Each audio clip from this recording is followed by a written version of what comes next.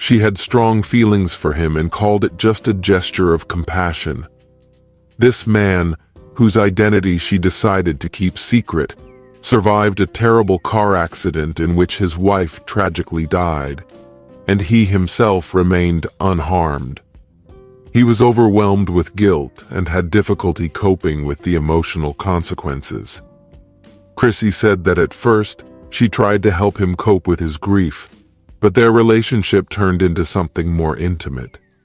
She recognized their physical connection, as well as the fact that in moments of passion, there was an undeniable chemistry between them. During this unpleasant conversation, she constantly talked about her love for me and promised to return to me eventually. But at the same time, she made it clear that she would be with this other man as long as he needed her. She assured me that she would still be there for our children and for me. The man was much younger than her, and she knew that he would leave in time. But for now, she wanted to support him. This situation was a nightmare for any married man.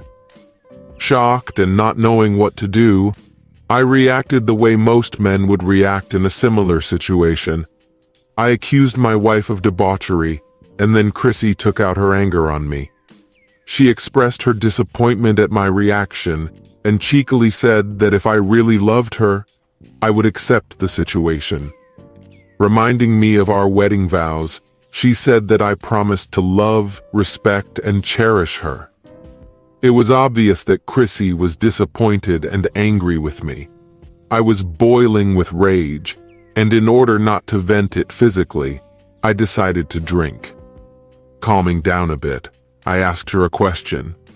How would she react if I started looking for another woman? Chrissy responded with a sharp retort, asking who needed someone like me. She called me a fat, middle-aged man with thinning hair and warned me that if I tried to divorce her, she would destroy me. I was seething with anger and felt completely lost, not knowing what to do next. A lot of emotions were bubbling in my head, which deprived me of the ability to think sensibly. Although I knew it wasn't the best moment to be proud, I continued to drink and take out my frustration on Chrissy. In response, she packed a bag and said she was going to her lover until I could come to terms with the situation and calm down. After that moment, my memories became hazy. Sitting on our bed, I thought about Chrissy's words. She was right. I was middle-aged, my hair was thinning, and I gained about 20 kilograms. Although I couldn't change my age, I could change my appearance. But first I had to find out where my children were. It was Saturday morning, so they should be home. After a quick search of the house, I found that they were not there. I was about to call Chrissy's parents when I heard her car pull up to the entrance. Our children got out of the car and headed towards the house. When Chrissy entered the house, I met her at the front door. "Good. I see you're sober," she said sharply. "Where were the children?" I asked, echoing her tone. "They were with me. I couldn't leave them with you." "You didn't take them to your lover, did you?" I hissed. "Watch your mouth, Ron," she snapped again, pointing out that they had already arrived. "This man is a truly kind person, unlike you and your shameful behavior yesterday. I wouldn't trust them to you." I admitted she was right, but asked why she didn't take the children to her parents. "They weren't at home," Chrissy replied, walking past me and heading upstairs. I followed her into our bedroom and asked, "Are you going to stay here or run away to your lover?" "Ron, please stop acting like you're immature. I've already explained how it's going to be and I don't want to argue about it anymore. The discussion is closed and you can accept it or not. It's up to you. Despite your stupid behavior, you are still dear to me. Remember, I'll be back as soon as he stops needing my help." "What should we do now?" I tried to stay calm. "For now, I'll pack some things and stay with him for a few days until you calm down and come to terms with the situation." What about the children? I thought, hoping that would convince her to stay. Unfortunately, it didn't work. If you don't want to look after them, call my parents. I'm sure they won't refuse, Chrissy said, packed another bag and left. My head was spinning, but I knew I had to stay strong for the sake of the kids. I wasn't going to let Chrissy get away with cheating. After she left, I checked on the children and made sure they had homework. I told them to start the task right now. Despite the initial complaints, the atmosphere quickly changed when I said that as soon as they were done, we could go to Grandma and Grandpa's. Her grandparents were Chrissy's parents, and the kids were thrilled with the idea. They always enjoyed visiting, because my grandfather helped my 3 children build go-karts. They had been working on the project for several months, and it seemed that it was close to completion. Sam and Mary, Chrissy's parents, lived on a small farm 15 minutes away from home. They were both retired, and Sam especially enjoyed messing around and helping the kids with their projects. In addition to his passion for agriculture, he also loved to design and repair various items. He had a spacious workshop where he realized all his projects, including work on cars. When I had the opportunity, I helped him, being a certified mechanic at a well-known Ford dealership. I wanted to talk to Chrissy's parents to find out about her boyfriend, and more importantly about his character. In addition, I wanted to get their recommendations on how to deal with the current situation. I've always had a close connection with Sam and Mary. Since my parents lived 3 states away from me, I considered them my second parents. But I was worried that in the current situation they would side with Chrissy, which could lead to a breakup of our relationship. As I moved from room to room and made sure the children focused on their homework, I couldn't help but be proud of them. 16-year-old Tom was the oldest. Despite the fact that Tom was a talented football player, he was not old enough to receive a scholarship to college. Sally, who was a year younger than him, was a typical teenager who loved to push boundaries and at the same time study well. The youngest member of the family, Kyle, was only 11 years old. Despite the fact that he didn't like being called baby, Chrissy continued to do it. Kyle, which was a pleasant surprise, was not scheduled because Chrissy discovered that she was pregnant when we were no longer expecting children. Kyle has always been such a cheerful and carefree child, bringing joy to everyone around. While the kids were busy upstairs, I decided to make myself a cup of coffee and start making a list of things I needed to do. Since there was a lot to do and I didn't know how much time I had for everything, the first thing I did was call my boss Bob Clarkson and brought him up to speed. I've worked as a mechanic at the dealership since it was founded 23 years ago, and Bob has been my boss for 15 years. Modesty aside, I was considered one of the best mechanics in the dealership. Bob was sympathetic to my story of difficulties, telling me that a year before his own son had gone through a stormy divorce. The situation escalated to such an extent that his ex-wife, Carol, falsely accused her son of cruelty to their daughter together. I expressed my shock at Carol's cruelty, which Bob bitterly agreed with. He said that for a whole week they were afraid that Gary could be arrested at any moment, because such accusations are incredibly dangerous and difficult to refute. But Gary was lucky that his ex-mother-in-law turned out to be on his side. When Carol accused Gary of being cruel to her daughter, she probably thought it would decide his fate, knowing Gary's reputation as a ruthless man. But Bev surprised everyone by showing a rare sense of justice. Wasting no time, she picked up her granddaughter from kindergarten and took her to a doctor for a thorough examination to confirm or deny the allegations of abuse. The doctor firmly stated that her granddaughter had not been mistreated. Knowing this, Bev immediately went to the police station and threatened to testify against her daughter if Gary was charged. She also warned Carol that if she continued this case, she would reveal in court her problems with the use of illegal drugs, which could lead to the loss of her daughter. I couldn't help but be surprised at what women are willing to do to achieve their goals. God bless Bev for her determination. If you need any help, just let me know, Ron. I will do my best if I can help. I have accumulated 12 personal days and 6 weeks of vacation, so I asked for a day off next week. Bob quickly approved of my request, and even offered to meet halfway if I wanted to take all my personal days and vacations together. That's exactly what I did in the end. There is another way I can help you, he added. It's simple, he said. Just use the services of a lawyer, whose services my son used. He really helped with Carol's case. As a result, Gary got primary custody of their daughter, kept the house, and Carol has to pay child support. His name is Dwight Tucker. I think I have his number somewhere. As my son's divorce became more difficult, we increasingly resorted to the services of lawyers, and soon Mr. Tucker's name became the only thing I could think about. After a quick search, Bob found Dwight Tucker's business card, and I immediately called his office at the number provided. I didn't think there was anyone in the office on Saturday, but I decided to leave a message anyway. To my surprise, Mr. Tucker was actually there, and his secretary said that he had a free appointment due to the cancellation of an appointment. I told the children that I needed to go away for a while and that they should behave themselves.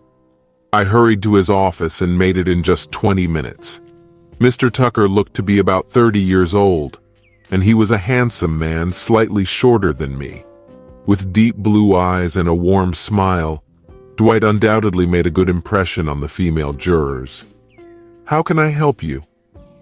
"What's the matter?" "What is it?" he asked as soon as I sat down in the chair. My cheeks burned with shame and rage when I confessed. "My wife confessed that she cheated on me with a young man yesterday." I put the events as briefly as possible, and Dwight sat making notes and shaking his head in disbelief. When I said that my wife professes her love for me, but intends to continue the affair, he interrupted me. "Let me clarify." Dwight's expression turned serious. "Does your wife claim to love you, but at the same time plans to continue an intimate relationship with another man?" I felt a wave of embarrassment as my face turned red. I just nodded back. "Please continue," Dwight urged. I told her how upset Chrissy was when I refused her offer, and reluctantly admitted that in the heat of the conversation, I resorted to insulting name-calling. I remembered the moment when Chrissy laughed in response to my question about how she would react to me pursuing another woman. It was painful and humiliating for me to admit how Chrissy humiliated me as a man, insisting that I would never find another woman who would want me. On top of that, she threatened to destroy me if I tried to leave her. "Did she really tell you all this?" Dwight asked with disbelief in his voice. "No disrespect, Mr. Fremont, but your wife is either incredibly heartless or has serious mental problems." I sighed, having mixed feelings. "It's all right," I replied, acknowledging the truth in his words. I continued the story about how, after our quarrel, she left the children at her lover's house, where they spent the night. Dwight's reaction was imperceptible. He quickly raised his head, smiled, and returned to his work. Then came the inevitable question. "What do you want to do?" "What is it exactly?" "What is it?" he asked, clasping his fingers in front of him. After a moment's thought, I answered honestly, "I can't keep living in this situation. I'm not sure I can survive this betrayal. I'm afraid of going broke in a divorce and losing custody of my children." Dwight shook his head sympathetically. "Don't worry. I will do my best to minimize the damage she can cause. If it comes to that, you will most likely be left with at least half of all your possessions. Just keep in mind that the courts are not interested in infidelity." Does this mean that I will have to pay alimony and maintenance for my ex-wife? I asked, feeling depressed. Despite Dwight's assurances, I couldn't shake the feeling that I was going to have a hard time. Dwight looked at his notes and said, "Yes, there is a possibility that we will be used. That's why we need to act quickly and decisively." I said that my wife had left our marital home and taken the children to her lover, leaving them unattended. "From the court's point of view, this is a serious crime, and I currently want custody of the children." Dwight offered to get an emergency restraining order against my wife so that I could temporarily stay in the house and retain custody of the children. The longer you spend time with your children, the more powerful your arguments in favor of obtaining primary custody become. If we are successful, you may not have to pay child support. Does your wife have a job? Yes, she works at the hospital part-time, I replied. Chrissy works Mondays, Wednesdays, and Fridays, I added, thinking out loud that she might have met her new partner at work. Dwight agreed and asked about her salary. I explained that she earns about $25,000 a year and I earn about $80,000. Dwight asked a critical question without taking his gaze off me. Do you still have feelings for her? Do you want to keep your relationship going? I lowered my eyes and froze in place for a long time. When I finally raised my head, the tears were flowing uncontrollably.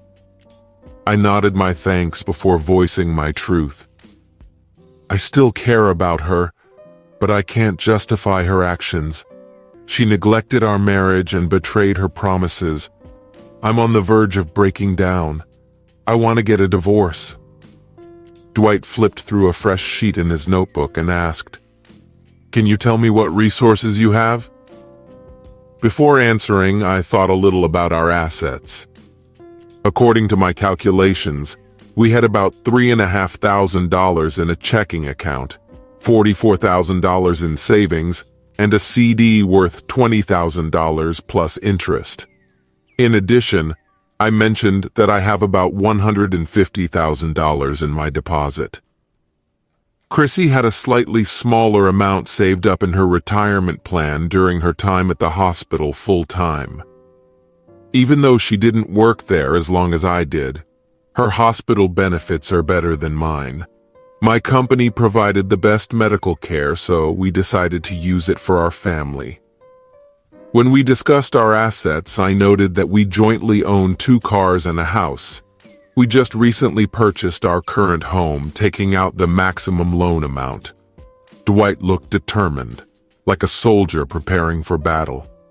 The plan is to withdraw half of your savings, checks, and funds and put them in a separate account in your name.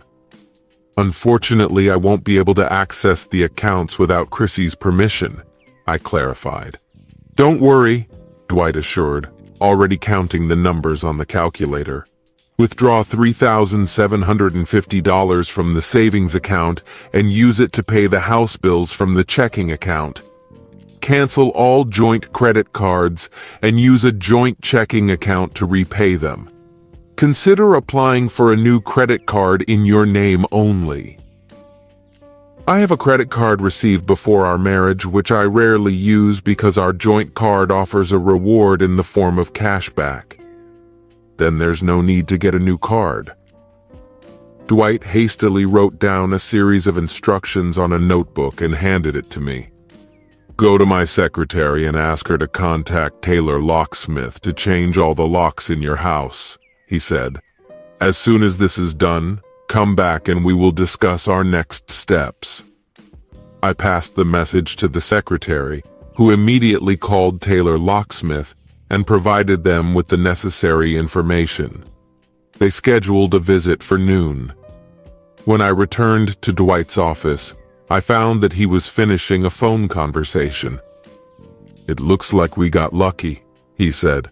According to the secretary, if I send the documents today, Judge Johnson will be appointed to us. Why is this so successful? I asked, feeling puzzled. Dwight replied with a grin. He despises scammers. Judge Johnson is a traditional Bible Belt judge who has a strong aversion to unfaithful spouses regardless of their gender. Believe me, this promises us success.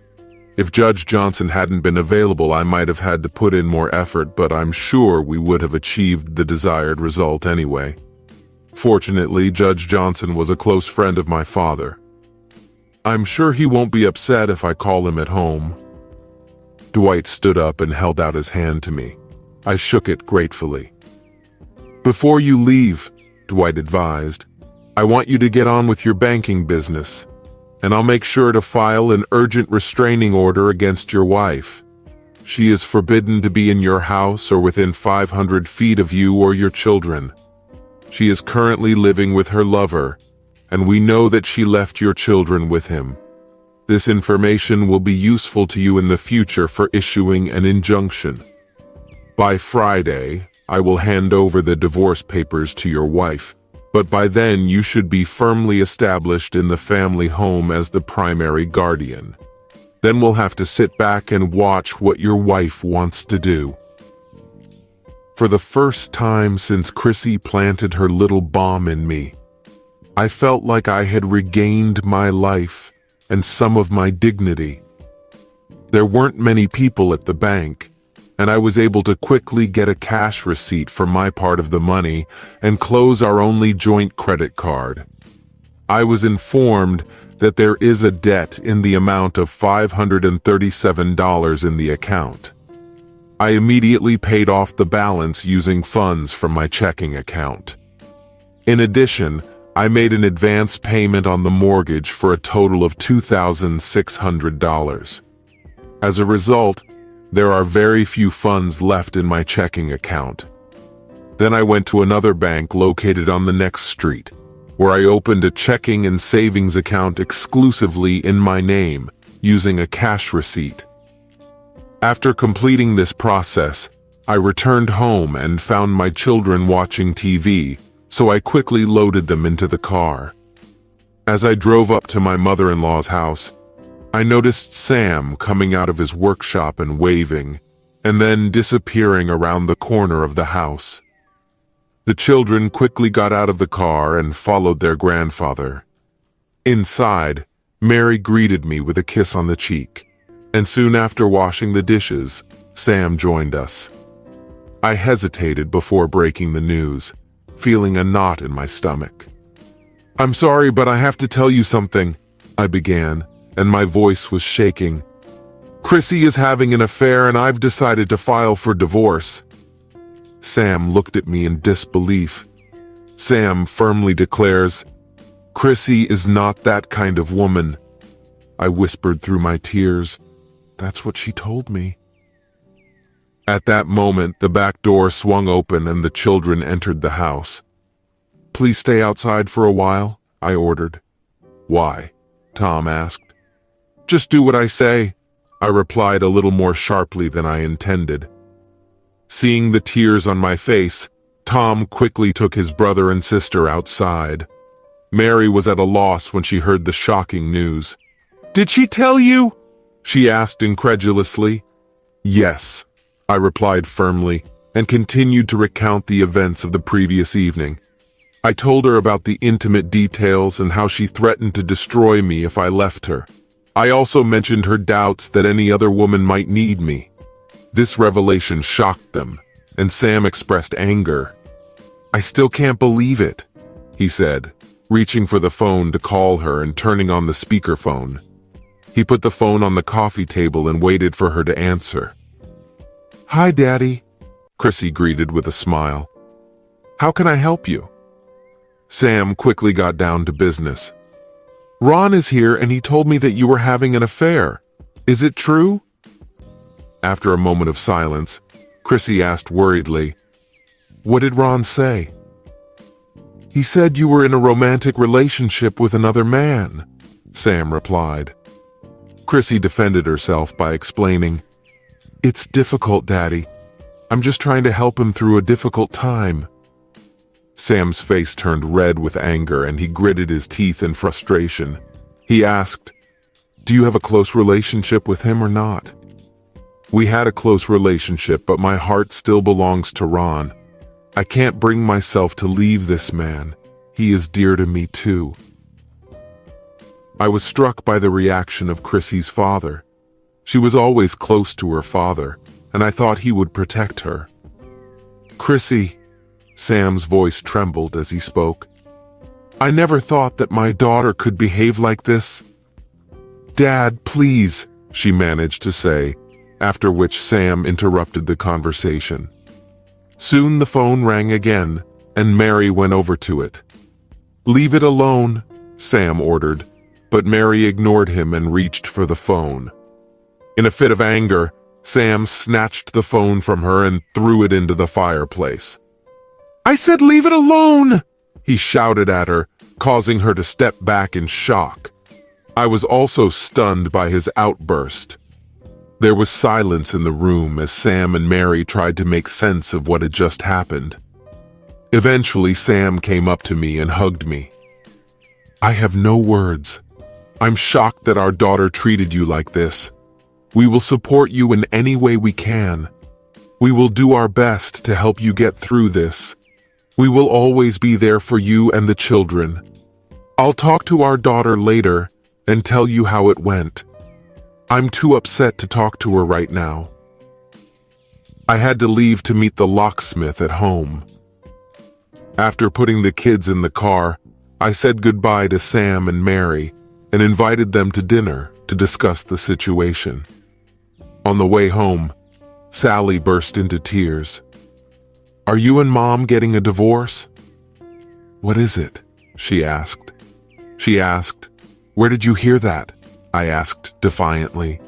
Tom looked up and said, "From me. I snuck into the house and eavesdropped. I knew it was something bad, I just didn't expect it to be that bad." I sighed, realizing that they deserved to know the truth. But how can I tell them the news about their mother without doing too much harm? Damn Chrissy and her selfishness when she did not hesitate to harm the children by climbing into bed with her new man. "Unfortunately, my mom and I are getting divorced," I said softly. "But why?" Kyle asked, tears welling up in his eyes. "Your mom has developed feelings for another person," I explained simply. "Are you saying she's unfaithful?" Sally exclaimed through her sobs. "I can't stand her. She's a terrible person." "Sally, please don't talk about your mother like that," I said, although my own feelings at that moment were similar to hers. The locks were quickly replaced. 10 minutes after the locksmith van left, Chrissy jumped out into the driveway. "You told my parents everything, didn't you?" she screamed. "I'm sure you portrayed me as a woman walking around." Tears welled up in her eyes. "I thought you loved me," I replied sadly. "Chrissy, I really love you with all my heart, but I can't bear the thought of you being with someone else.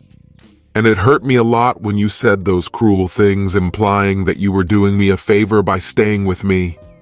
I don't need your pity. Not only did you do it, but you threatened to ruin me.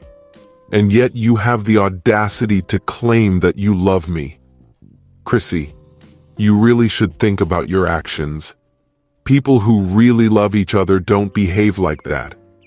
And as for telling your parents," I continued, "if you really think you're doing the right thing, what difference does it make if they know?"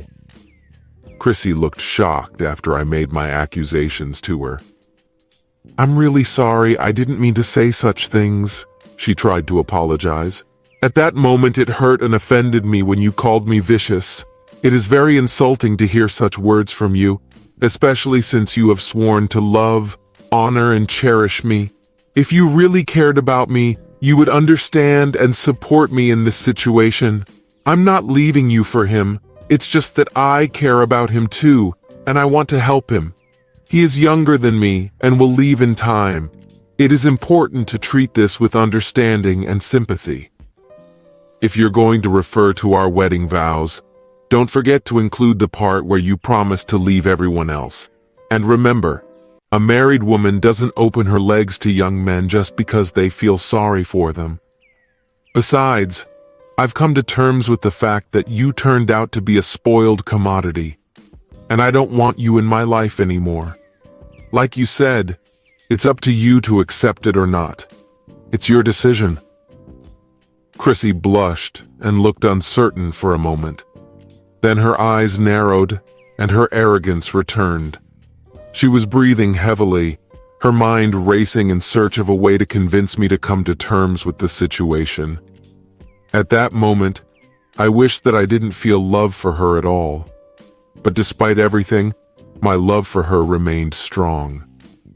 "Listen, Ron," Chrissy said in the tone she reserved for children. "Stop being silly. I'm your wife. You know me. I love you. I will come back to you as soon as this person gets better." I felt a wave of disappointment wash over me, and I reached my limit. The love I once felt for her has turned into pure hatred.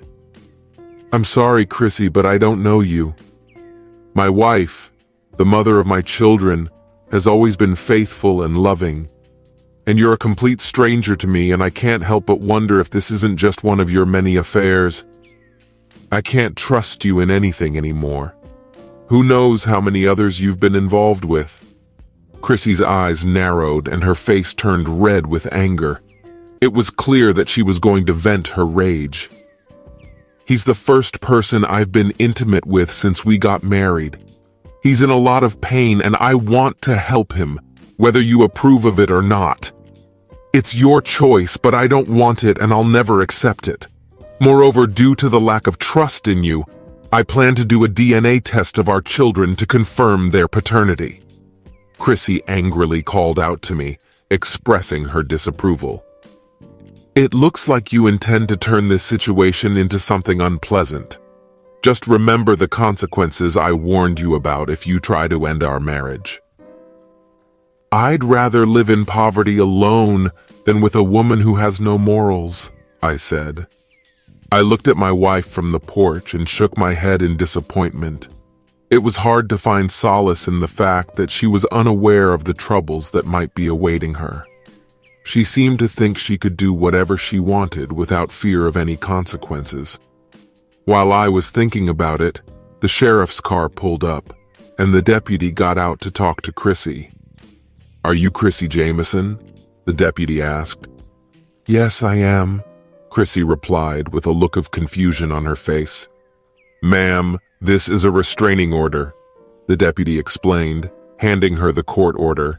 "It says that you cannot enter this house and must be 500 feet away from it. Do you understand?" "But this is my house," Chrissy protested. "All my stuff is inside." "I'm giving you 15 minutes to pack your things," the deputy said, looking at me for approval. "Mr. Jameson will stay outside." "I'd rather walk with the kids in the yard if you don't mind," I asked. Chrissy started to lose her temper. "I want to see my children." The deputy began to worry as the situation escalated. "The restraining order was issued to protect your children from you." Chrissy turned around, her eyes filled with anger. "You're trying to take my children away from me," she accused me. "No, Chrissy, you provoked this situation yourself," I replied calmly. "I told the court that you left our house and left our children unattended at your lover's house, where you made love to him."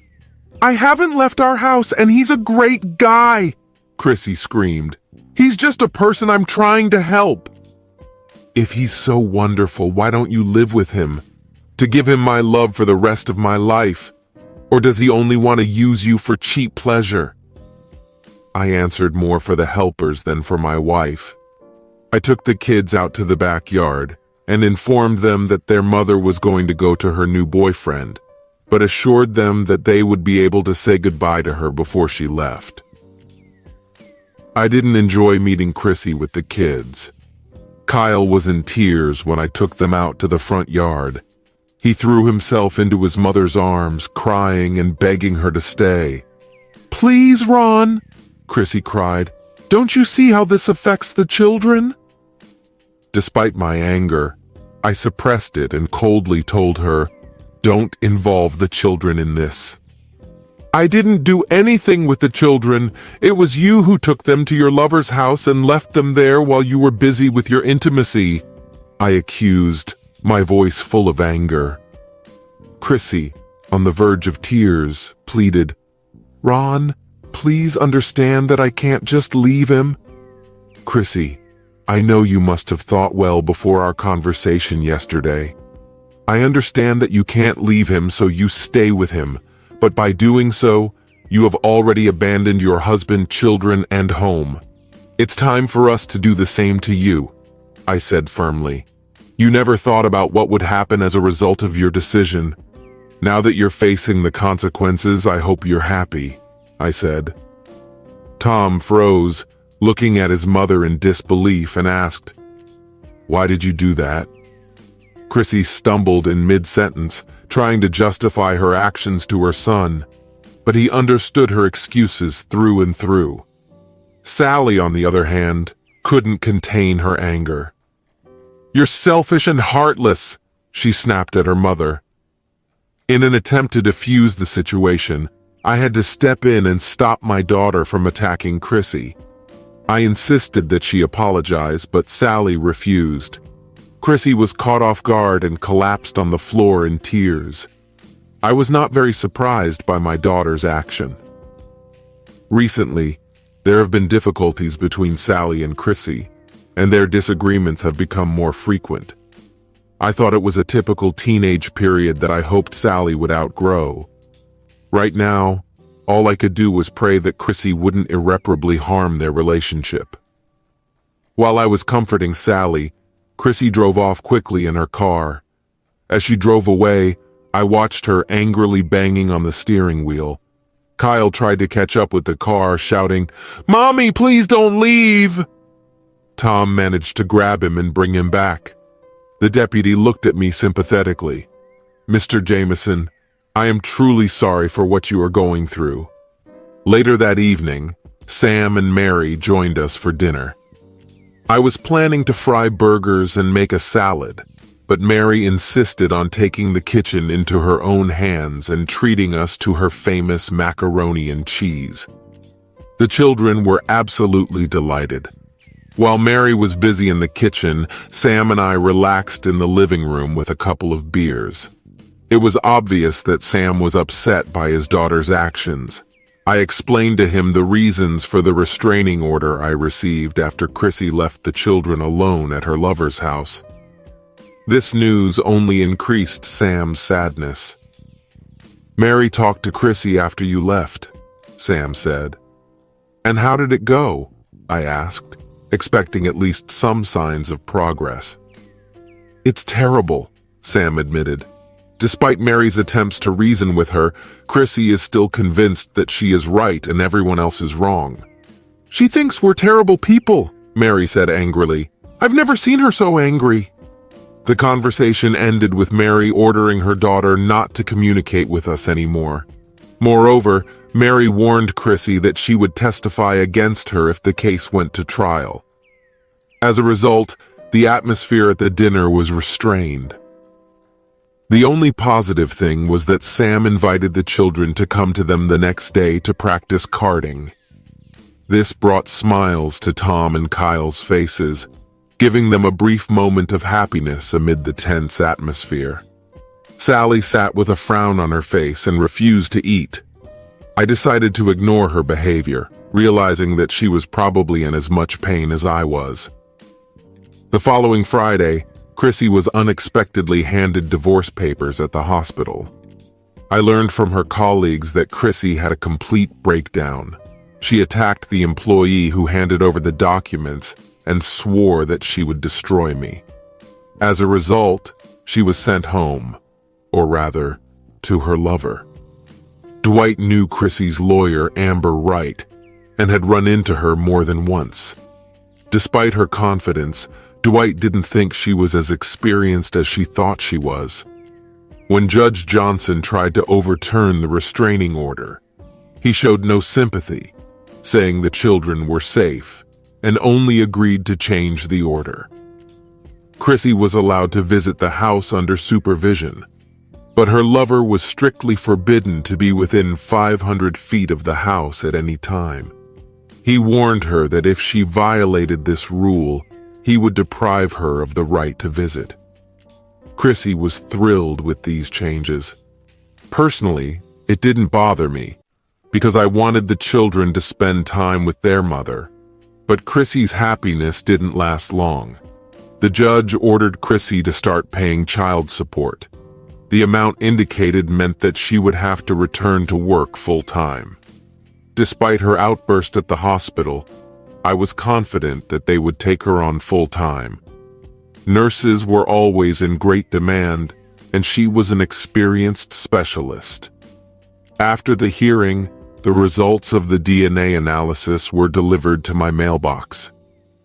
It took almost half a day before I plucked up the courage to open the envelope. When I finally opened it, my heart began to beat with joy for the first time since the beginning of this ordeal. The conclusion confirmed that my children were indeed biologically mine. I reread the report several times to make sure it was true. I couldn't help but wonder what I would do if the results showed that my children weren't mine. In a moment of sudden realization, I realized that my love for them would remain unchanged no matter what. I briefly thought about forgiving everything if Chrissy left her current partner and returned home for the sake of our children. But on reflection, I realized that this would not have a positive impact and would not instill the right values in our children. As a result, I decided to use all my personal days and vacations to stay at home with the children. When my vacation was over, Chrissy's parents helped look after them. Sam and Mary did not communicate with their daughter. Sam mentioned that she called several times a day for a week before he decided to block her number. The issue of the visit was left to the discretion of Chrissy and me, which actually meant that our lawyers would conduct the negotiations. In the end, we agreed that Chrissy would be able to visit us on Mondays, Wednesdays, and Fridays from 6 to 7 in the evening. Mary offered to observe the visits, but I insisted on attending the first one. I made sure that Chrissy and Mary had clearly learned the rules. When Chrissy arrived on the first Monday, she parked her car on the street and got out of it. Although I didn't recognize the car, I knew it must be her lover's car. Chrissy nervously approached the house and smiled uncertainly. "Hi, Ron. How are you?" She greeted me, then turned to her mother. "Nice to see you." I attacked her. "Chrissy, you have to leave," I said firmly. "The judge has made it clear that your lover is forbidden to come within 500 feet of this house." Wait! He just brought me here," she protested. "Chrissy, are you stupid?" I was furious. "The judge explained everything very clearly. No lovers. Tell that jerk to get out and I won't tell the judge about it." Chrissy nodded quickly and hurried back to the car. But then, an insidious idea came to my mind. I went out at an angle and discreetly took a pen out of my pocket. While Chrissy was distracted by a conversation with her lover, I quietly wrote down the license plate number. When the car left, I calmly returned to the porch. He left and said he would pick me up. "Tell him to meet you on the street. I don't want him anywhere near the house." Her expression turned angry. "I'm fed up with your attitude towards me, Ron. You didn't have to steal money from our checking account or cancel my credit card." I defended myself by saying, "I didn't steal anything. The money from the checking account was used to pay off a credit card and 2 mortgage payments. I made sure that the children had a place to stay while we sorted everything out. I didn't want to risk my credit card expenses because of you and your lover." Chrissy's face was flushed with anger and pride. She insisted that it wasn't an affair, and he wasn't her lover. I was about to answer when Mary suddenly stood up and slapped Chrissy in the face. Both Chrissy and I were shocked by the sudden outburst. Chrissy took a step back and stared at her mother in confusion. "Chrissy, if you disrespect Ron again, I won't hesitate to take action. If you want to see the kids, they're in the living room. I need to talk to Ron and then I'll join you. But know this, if you make even one mistake, I will remove you from this house." Chrissy nodded silently and went into the house. "Ron, I'm really sorry that my daughter behaved like that," Mary said sympathetically. "Thank you for standing up for me," I replied gratefully before leaving. 2 weeks after the first hearing, the restraining order was lifted just as Dwight had said. By then, I had proven that I was the primary caregiver, and I was allowed to stay in the house while Chrissy continued to date her lover. Chrissy's alimony obligations remained, but she was allowed to visit the children without adult supervision. The judge warned her that she could not take the children to her lover's house, and he could not be present when she communicated with the children. After a 4-month delay, the first official court hearing dedicated to finalizing the divorce has finally taken place. Before our lawyers could speak, Judge Johnson asked if Chrissy and I had consulted. Both lawyers confirmed that they did not. Therefore, the judge appointed 8 sessions of marital counseling. Neither Chrissy nor I objected to these activities, although I personally considered them a waste of time. I didn't want to anger the judge. I couldn't shake the feeling that Chrissy still believed she could convince me or the therapist that her actions were justified. The first session with therapist Patterson went as I expected. For almost an hour, Chrissy tried to justify her actions, saying that they were consistent with Christian beliefs. The therapist looked stunned when Chrissy began her explanation. I was surprised by Chrissy's arrogance, and the next week the therapist began gently questioning Chrissy's arguments. She presented a hypothetical scenario of me entering into an intimate relationship with another woman, making me shudder in anticipation of attacks on my masculinity. But this time there was no attack. Chrissy didn't rush to answer, but her words didn't mean much to me. During the long divorce process, I was transformed.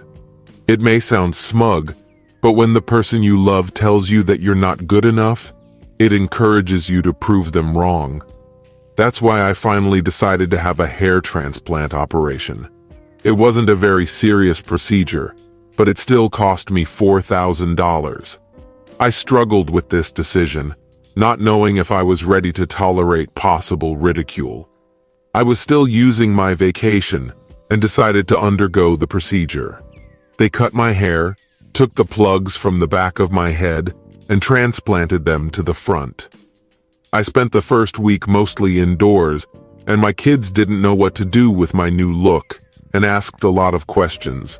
I just told them it was a small medical procedure. After about 10 days, I began to look like my old self again, and my hair began to grow back every week. In the end, everything was completely healed. I started running. At first, I only managed to run half a mile before I felt like my lungs were bursting and my legs were failing. Thanks to perseverance, I was able to increase the distance to 5 miles. Along with going to the gym, I reviewed our family's lunch and dinner menus, focusing on healthier food.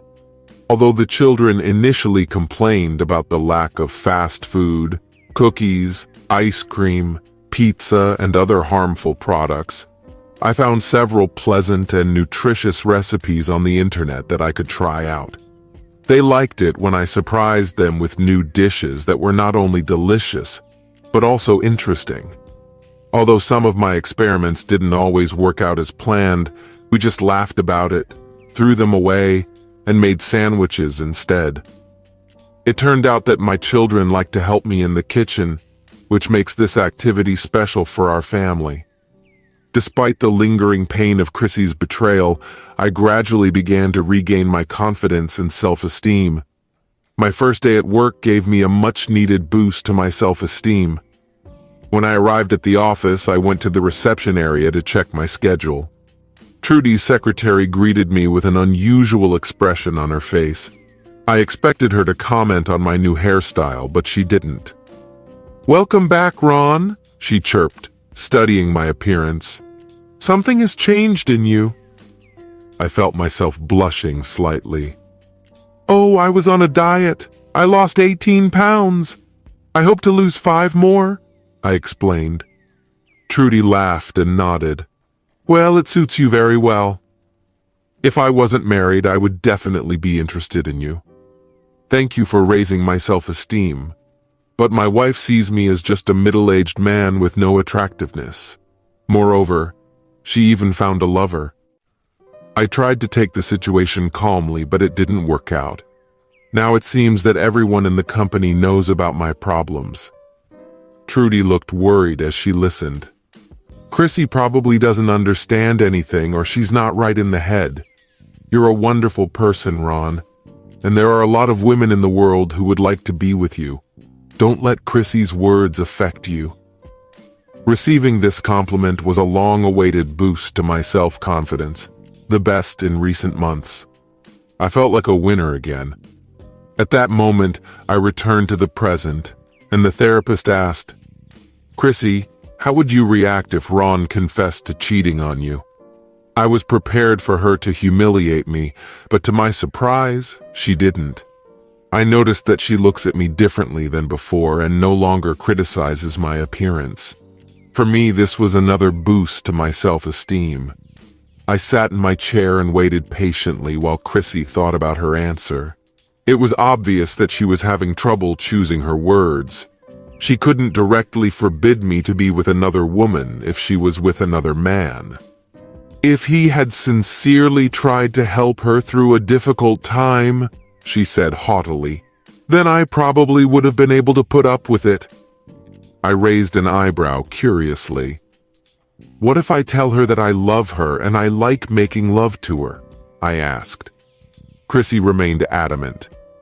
I would have agreed anyway, she said, but only if you promised to take care of me and the children. The session continued in the same vein, with attempts to make Chrissy understand the absurdity of her position. But Chrissy remained stubborn. It was becoming clear that these sessions were useless. Chrissy was using them only to justify her position. I knew she would never admit she was wrong. The initial shock of Chrissy's behavior was passing, and I realized that love, if not cherished, begins to fade. By the 3rd week, something had changed. She mostly listened, but it was clear from her behavior that something had changed in her. Chrissy seemed less arrogant now, calmly and sympathetically challenging every point of her premise. I noticed how she stole glances at me when she thought I wasn't looking. Meanwhile, I continued to exercise and lost a few more pounds. Due to the fact that I spent more time in the yard, I got a beautiful tan. A few months before the start of therapy, I began to feel dissatisfied with my job. I've always had a passion for working with cars, not only with engines, but also with the body. Since I was 14 years old, I've been repairing old cars and getting great pleasure from it. I dreamed of starting my own business not only because of my love of work, but also to have more time to communicate with children. After discussing this with Sam, he agreed to help me. I wanted to open my own store and build a successful business, but I realized that I couldn't just quit my job without a plan. I didn't have the financial means to support myself until the business could provide for us. Before I could fully launch my business, I needed to start somewhere. Fortunately, Sam offered his workshop in the industrial area where his farm was located. There was plenty of room for both of us in the workshop, which was originally a horse shed and which Sam turned into a workshop. Sam even agreed to lease me a piece of land on the road if my business goes up. I watched the work of the dealership and realized that it was equipped with everything necessary to work with a larger volume of products than I had initially assumed. Some body work was carried out at the dealership, but most of it was outsourced. Knowing this, I decided to minimize the tools and equipment I needed. But one of the necessary items was a paint camera, which Sam not only approved but also helped me make. To cover the expenses, I used the money I had been saving from our shared savings account and borrowed from Sam. I started working part-time on weekends and evenings, and it became an exciting activity that even the children participated in, watching or helping. I was very pleased to teach Tom how to do everything. Even Sally took part in this. She liked to get her hands dirty and brag to friends that she helped change the engine or paint the Corvette. Thanks to the acquired skills, she even became more popular among boys at school. As word spread about my teaching abilities, I began to wonder if I should turn a part-time job into a full-fledged business. The final decision was made when I was asked to work on the weekend to clear up the backlog. Unfortunately, I had to decline because I had my own clients. I realized that I could lose my job when I told Bob that I couldn't work on my business obligations. "Do you have a minute, Bob?" I asked, looking into his office. "Of course, Ron," he replied, inviting me in. "I'm glad you're working this weekend. On Friday, 44 cars will arrive to us which need to be carefully checked and shipped by the end of the month." My heart sank a little at this news. Many people are unaware of the special incentives that factories offer to dealerships. If the dealership sells a certain number of cars per month, it is entitled to a discount on the invoice. For example, a manufacturer can offer a discount of $150 if the dealership sells 300 cars in a month, as a result of which the owner will save $45,000.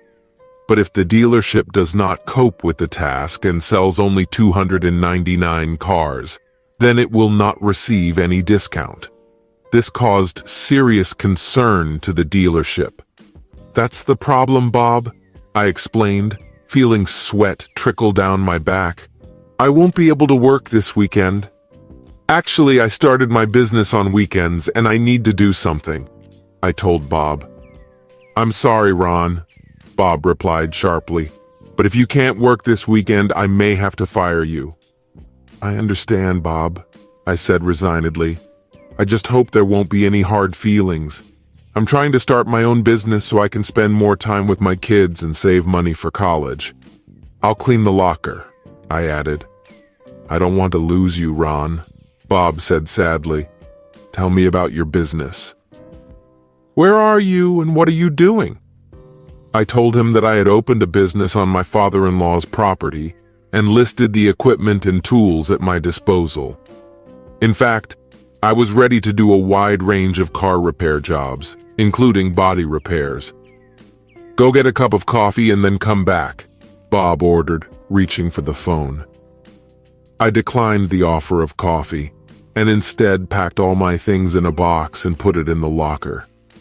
Losing this job meant that I would have few opportunities in the near future. I excluded the children from my health insurance and included them in Chrissy's plan.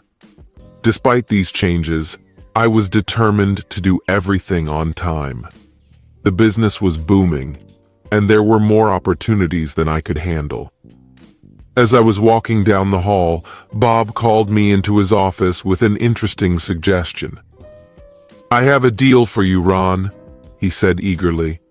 "If you work this weekend, we will cover all losses from dissatisfied customers." I shook my head, refusing to compromise the trust of my clients. But Bob interrupted me. "Wait, I'm not done yet." Bob handed me an independent contractor's contract, stressing that I urgently needed to work that weekend. He believed that I could convince my clients to wait a few days for their work to be completed. If I had managed to do this and passed the inspection, I would have been hired as an independent contractor to perform body work. I was speechless at the suggestion, but eventually agreed. After that weekend, I started working in my store full-time, only occasionally helping the dealership with any issues when I had free time. Sam started helping me part-time, and Mary agreed to do the bookkeeping. With their help, I was now making more money than ever working at a dealership. The only aspect of my life that remained problematic was my marriage. After the fourth counseling session, I thought about stopping it completely.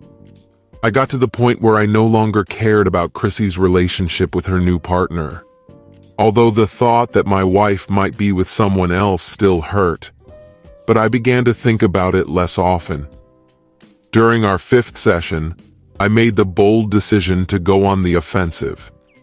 I believed that by meeting Chrissy face to face and responding to her hurtful comments about my appearance, I could put an end to our unproductive therapy sessions. When asked if I had anything to say to her, I lashed out at her. "Chrissy, I've come to the conclusion that you're not only self-centered, but also quite cruel," I declared with fierce determination. "How could you say such hurtful words to a person you say you love? You've hurt me so much that I'm afraid I'll never be able to recover," I said bitterly. "Oh, Ron, I'm so sorry," she cried. "I am overwhelmed with shame that I said those words. If only I could turn back time. I really love you, but not enough to leave my lover." "Keep your apologies to yourself because you'll need them more than I will," I replied. Chrissy burst into uncontrollable sobs, and despite all our efforts, we were never able to calm her down. Eventually, the class came to an end, and we were given homework that needed to be completed before the next meeting. I was not happy about this, as I had already begun to believe that these classes were completely meaningless. The homework consisted of answers to a number of questions, some of which were quite logical, such as questions about our relationship with our parents and intimate life. Others, such as questions about my favorite food and drinks or what kind of car I drive, seemed inappropriate. But one question got me thinking. After the last session, I spent the night working on the questionnaire, but I put it aside when one particular question caught my attention. The next day, I honestly wrote that I would like to become a better husband in order not to let my wife stop loving herself. At the next session, we handed in our papers without even looking at them. Instead, my therapist asked if we had any questions or topics to discuss. Without hesitation, I expressed a desire to ask Chrissy a question and turned to face my rejected wife. "Chrissy, it seems that we have reached an impasse in these sessions. You are determined to stay with your lover, Bruce Hartman, which leaves us no opportunity to work on reconciliation. Maybe it's time to think about stopping therapy and moving on to divorce." Chrissy was shocked when she asked, "How do you know his name?" I replied, "I found out his driver's license number when you first brought him to the children. It wasn't difficult to find out his name from there, but to be honest, I have no desire to take revenge or talk to him. I have reached the point where I no longer have any emotional investment in this situation. I am determined to move forward." When Chrissy looked at me with an expression of deep sadness, I felt a strong desire to comfort her, but I understood that simple hugs would not help solve the main problems. "I know that your lawyer was not satisfied with my settlement proposal, so I instructed my lawyer to explore various options. I am ready to increase the number of visits with children and offer alimony in the amount of thousands of dollars per month for 3 years. My main goal is to complete this case, no matter what it costs me." I watched Chrissy closely, hoping for her reaction, but all I saw was the deep sadness in her eyes. She made it clear that she did not intend to end her relationship with another guy, and I could not accept the idea that my wife was having an intimate relationship with someone else. I couldn't understand how she could expect me to accept such a situation. At that moment, I realized that I needed to leave. I decided to put an end to this charade. "Although your words touched a nerve and caused me great pain, I was not sure that I would ever be able to truly forget about it." Over time, I realized that I was starting to move on. I've made an effort to improve myself, and I no longer see myself as the person you once rejected when you took a fancy to Bruce. I even started dating again. When our divorce is finalized, you can be with your new partner for as long as you want. But I think it's time to put an end to this in order to give you the opportunity to rebuild your relationship with the children." After that, Chrissy couldn't hold back her tears any longer and hurriedly left the room. I was shocked by how Chrissy looked. After a while, she pulled herself together and explained that she wanted to have separate sessions. I reluctantly agreed, sighing. At first, I felt rage and hatred when Chrissy talked about her difficulties. But over time, I just ran out of steam. Not only I suffered from this situation, but also Chrissy, her parents, and most importantly, our children. I wanted this pain to end. I was no longer angry about Chrissy's relationship with another man. When I came to the last consultation, I felt relieved that Chrissy was not around, and that our meetings would end there. "Ron, thank you for your patience throughout all our meetings, and I express my sympathy to you for the pain you have endured. After a recent conversation with Chrissy, it seemed to me that I understand better what made your wife do this."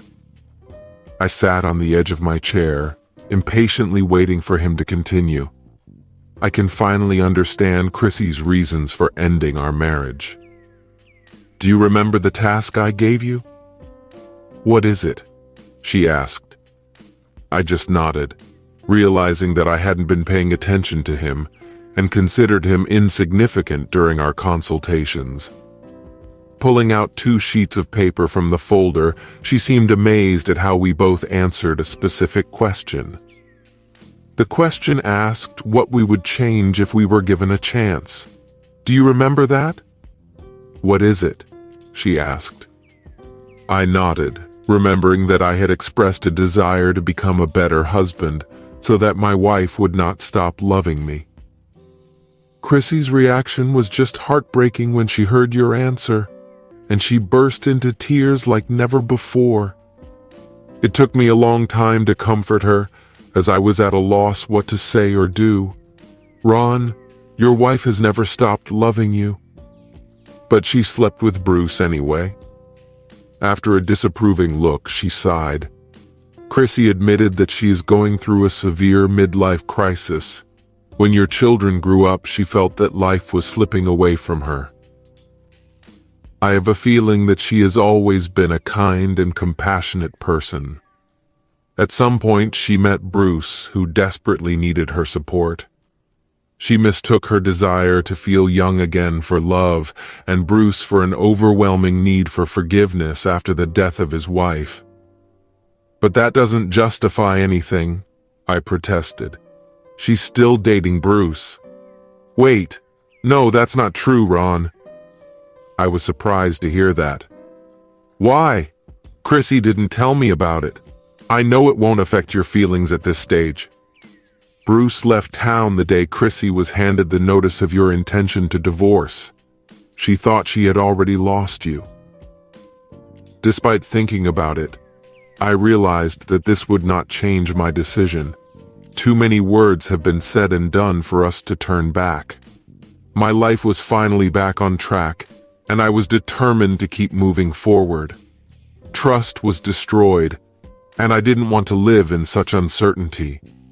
First of all, I wanted the children to be able to reunite with their mother. Since the beginning of this mess, Sally's academic performance has declined significantly, which led me to assume that she still harbors a grudge against her mother. Kyle became sullen and distant, demonstrating destructive behavior at school. This is perhaps the most negative result of Chrissy's actions, as Kyle has lost his cheerful disposition.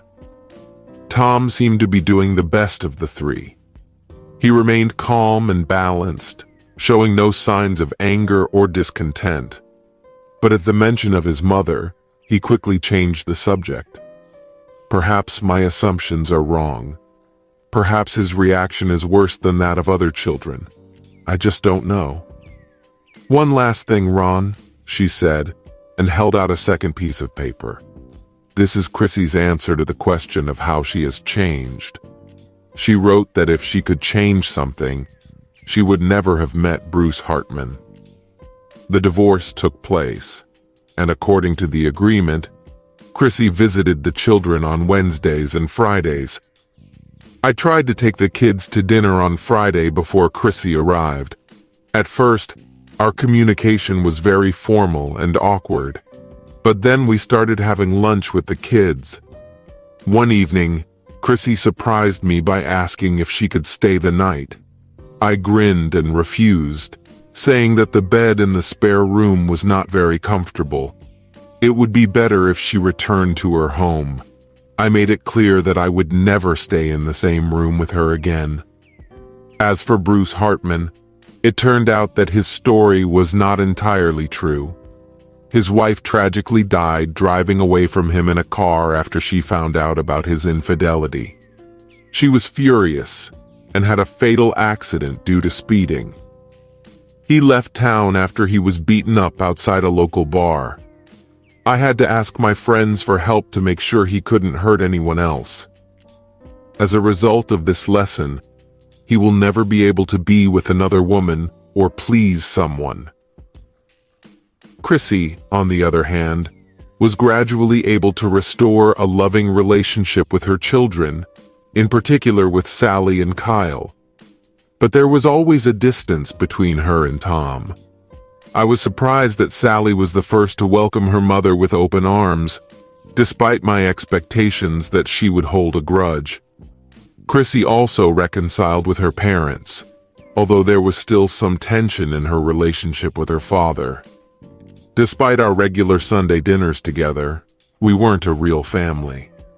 Chrissy was constantly apologizing for past events, but in the end, I asked her to stop. I made it clear that I would never forgive her, and there was no point in trying to change anything. Besides, I told her, Chrissy, please stop acting like a child. I've already made my decision and I don't want to argue about it. The conversation is closed. You can accept it or not, it's up to you. We won't be together anymore. Even if you were the only woman on earth and the future of humanity depended on it, I would still refuse. 3 years later, I married Sally's teacher, and it was an incredible experience. The story of how we met and our path to marriage was truly amazing. This story belongs to another era, but the main thing is that the children accepted it as their own. Chrissy, on the other hand, still can't come to terms with my new relationship. But I decided not to take any action regarding her feelings. In the end, she must either accept the situation or not. Chrissy continues to experiment in intimate relationships with men younger than herself, but this is not crowned with success. Usually young men are only interested in a one-night stand, but not in a serious relationship, which is what Chrissy wanted. I get the feeling that she wants to feel young. As a result, Chrissy came to her senses and started dating a respectable man. But the happiness did not last long. Nick, Chrissy's new boyfriend, soon cheated on her with a young and beautiful woman. After that, Chrissy shared these experiences with me, and she finally realized how much it hurt me when she cheated on me with Bruce. I am glad that karma exists, and she has comprehended it. After a fierce struggle, the winner received all her caresses. Finally, I, Eddie Hansen, received an invitation to her apartment, where at dinner she informed me that I was her chosen one. The battle for her heart was intense between Elliot Robertson and me before our mutual love interest, Linda, made his decision. Elliot and I were from competing clubs, but we both joined the local football team when it moved to the first division. We both excelled at football and became recognized stars in our Scandinavian town. Being single men, we enjoyed the attention of local girls until we met Linda. It happened in a trendy cafe where Linda temporarily worked as a waitress while she was looking for a job as a hairdresser. We both started flirting with her and were soon vying for her affections. Despite our attempts to win her over, Linda refused to choose one of us. Not wanting to let her go, the three of us began to meet regularly. Although it was a stupid idea, but she was an extremely attractive woman, so it was worth a try. She treated both Elliot and me fairly, ensuring that none of us could win her over before she chose one of us. Although we had many other beautiful women we could win over, our relationship turned into a silly competition that none of us wanted to lose. It wasn't easy to play this game, as Linda seemed to enjoy the thrill and did her best to drag it out a little longer than necessary. Over time, it became clear to me that Elliot was leading the game. This realization came to me when rumors began to spread about a local illegal bookmaker accepting bets on Linda's choice. The previously equal odds no longer amused me. Elliot found out about the bookmaker himself, and that the odds of winning were most likely not in his favor. He suspected that the bookmaker had received insider information from Linda's friends. When even Linda's closest friend hinted at Elliot's advantage, Elliot wasted no time and made a big bet with the bookmaker. Even with low coefficients, it will still bring him a decent and completely risk-free profit. Throughout our rivalry, Elliot and I saw our close friendship deteriorate, as he couldn't help but tease me about his expected victory over Linda. His bragging got to the point where he vowed to post videos of depraved tricks that he would force Linda to perform for his pleasure. He even planned to celebrate his triumph with a wild party at a friend's dacha, where I would not be there, but a seductive stripper would be present.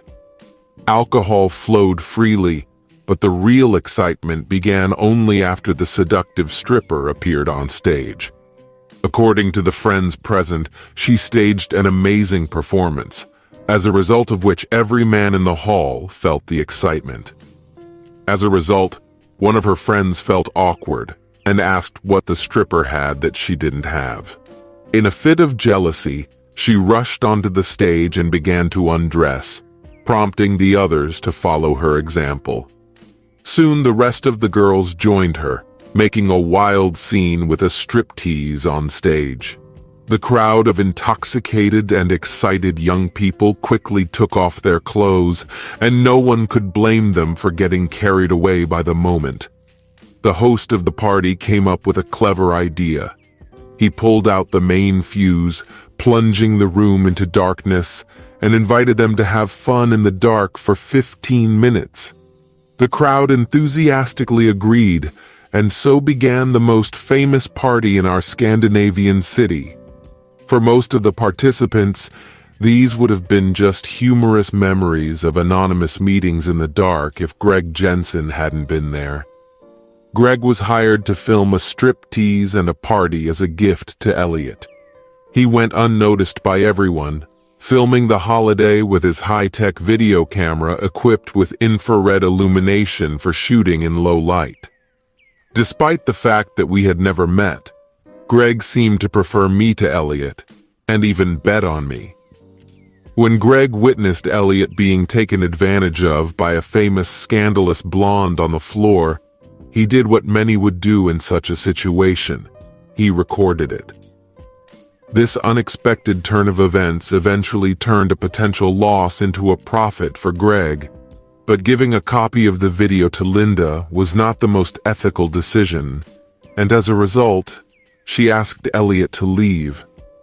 Elliot threatened to sue Greg, but never brought the case to an end, although Greg was completely innocent in this situation. Elliot accused me of depriving him of his money and Linda's innocence, which she actually betrayed many years ago. He even threatened to take revenge on me. He was an ardent loser. He also tried not to pay the bookmaker until one of the bookmaker's friends intervened. Fortunately, Elliot's contract was bought out by another football team, and he left town shortly after the party. To my relief, our connection was cut off. A few years later, I heard rumors about his marriage, and I thought, well done. With my football income, I bought a beautiful house where Linda and I decided to live together. It was her idea not to get married until we had lived together for 10 years and could arrange a grand wedding celebration. This idea did not seem unusual to me, because many couples in our area preferred to live together without tying the knot. Linda believed that married couples often calm down and lose the initial spark in a relationship. I didn't mind sharing a bed with her, regardless of whether we had rings on our fingers or not. It didn't matter to me. Now we have 2 beautiful children, 4 and 6 years old. In addition to playing for the local football team, I continued to study to become an accountant, and also worked part-time at an accounting firm. After giving up football after 5 years of our relationship, Linda and I decided to open our own accounting business. It turned out to be a good choice, which brought us a good profit in a short time. Linda and I were approaching our 9th year together. Despite the small differences and the decrease in passion, I still believed that we had a strong relationship. The 10-year milestone was only a matter of time, and I understood that some changes were inevitable. Our big wedding was only 2 months away, and Linda and Mom were diligently planning every detail. They chose the location for the wedding, hired an orchestra, and ordered a vintage Bentley to take us on our special day. There were plans for a honeymoon in Bali, but when it seemed that everything fell into place, disaster struck. Out of the blue, on a quiet Thursday evening after work, I was struck by lightning. I was in the kitchen with the kids when Linda burst into the room and screamed. "How could you do this to me?" she demanded. Confused, I asked, "What did I do?" But she couldn't stand it. "Don't play dumb. Why did you do that in your stupid class?" I tried to reason with her, to ask for an explanation, but she wouldn't listen. "Don't pretend to be innocent. Can't you just admit it like a man?" "What should I confess? Who is she?" I couldn't take it anymore and screamed back, fed up with these nonsense in front of the children. "Are you under the influence of drugs? Calm down and explain when the children are asleep." Instead of answering, she went into our bedroom and stayed there all evening. When I finally went in there, after feeding the children and putting them to bed, she told me to sleep in the guest room from now on. I refused, saying that it was her decision, and if she didn't want to sleep in the same bed with me, she could sleep somewhere else. She left silently, leaving no explanation. The next morning was filled with awkward silence. Finally, I plucked up the courage and asked her a question about her previous behavior. "Could you explain what was wrong yesterday?" She replied cryptically, saying only, "We'll discuss it tonight. My parents have agreed to look after the children for the weekend."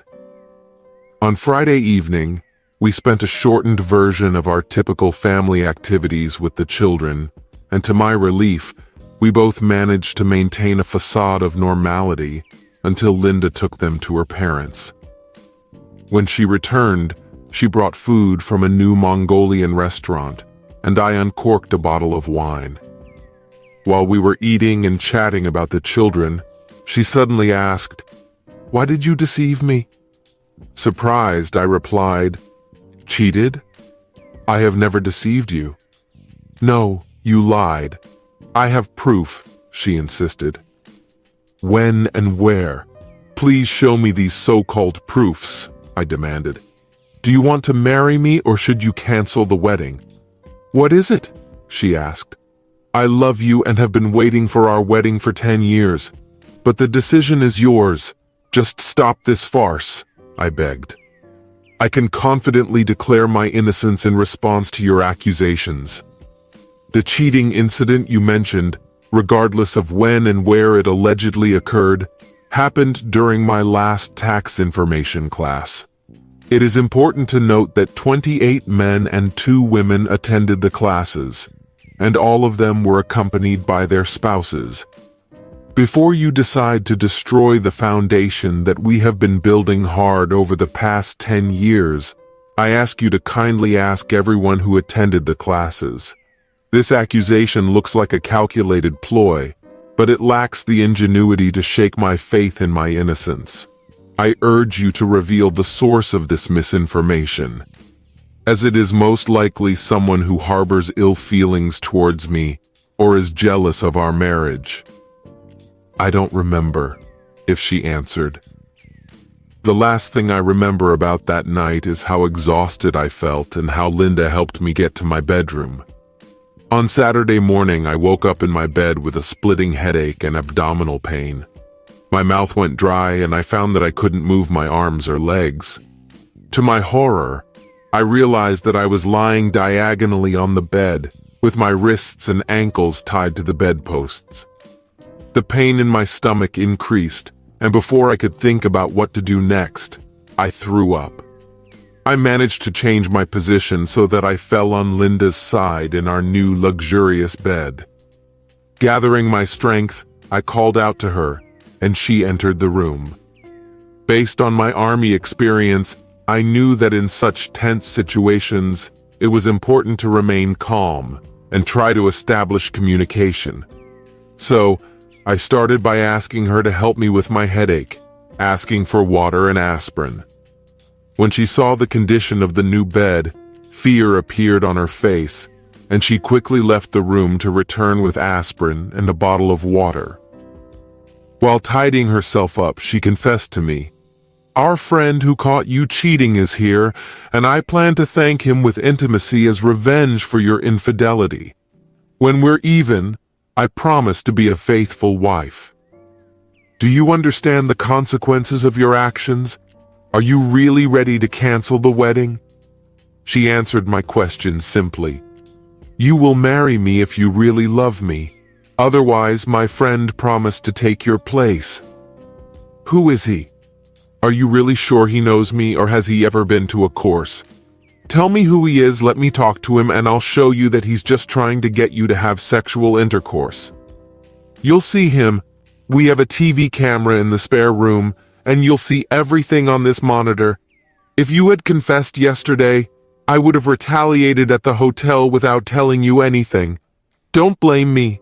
You denied everything and preferred it to be like this." I noticed a color monitor on the bedside table, obviously with a wireless connection to a TV camera in the spare room. She was showing an empty room and a bed.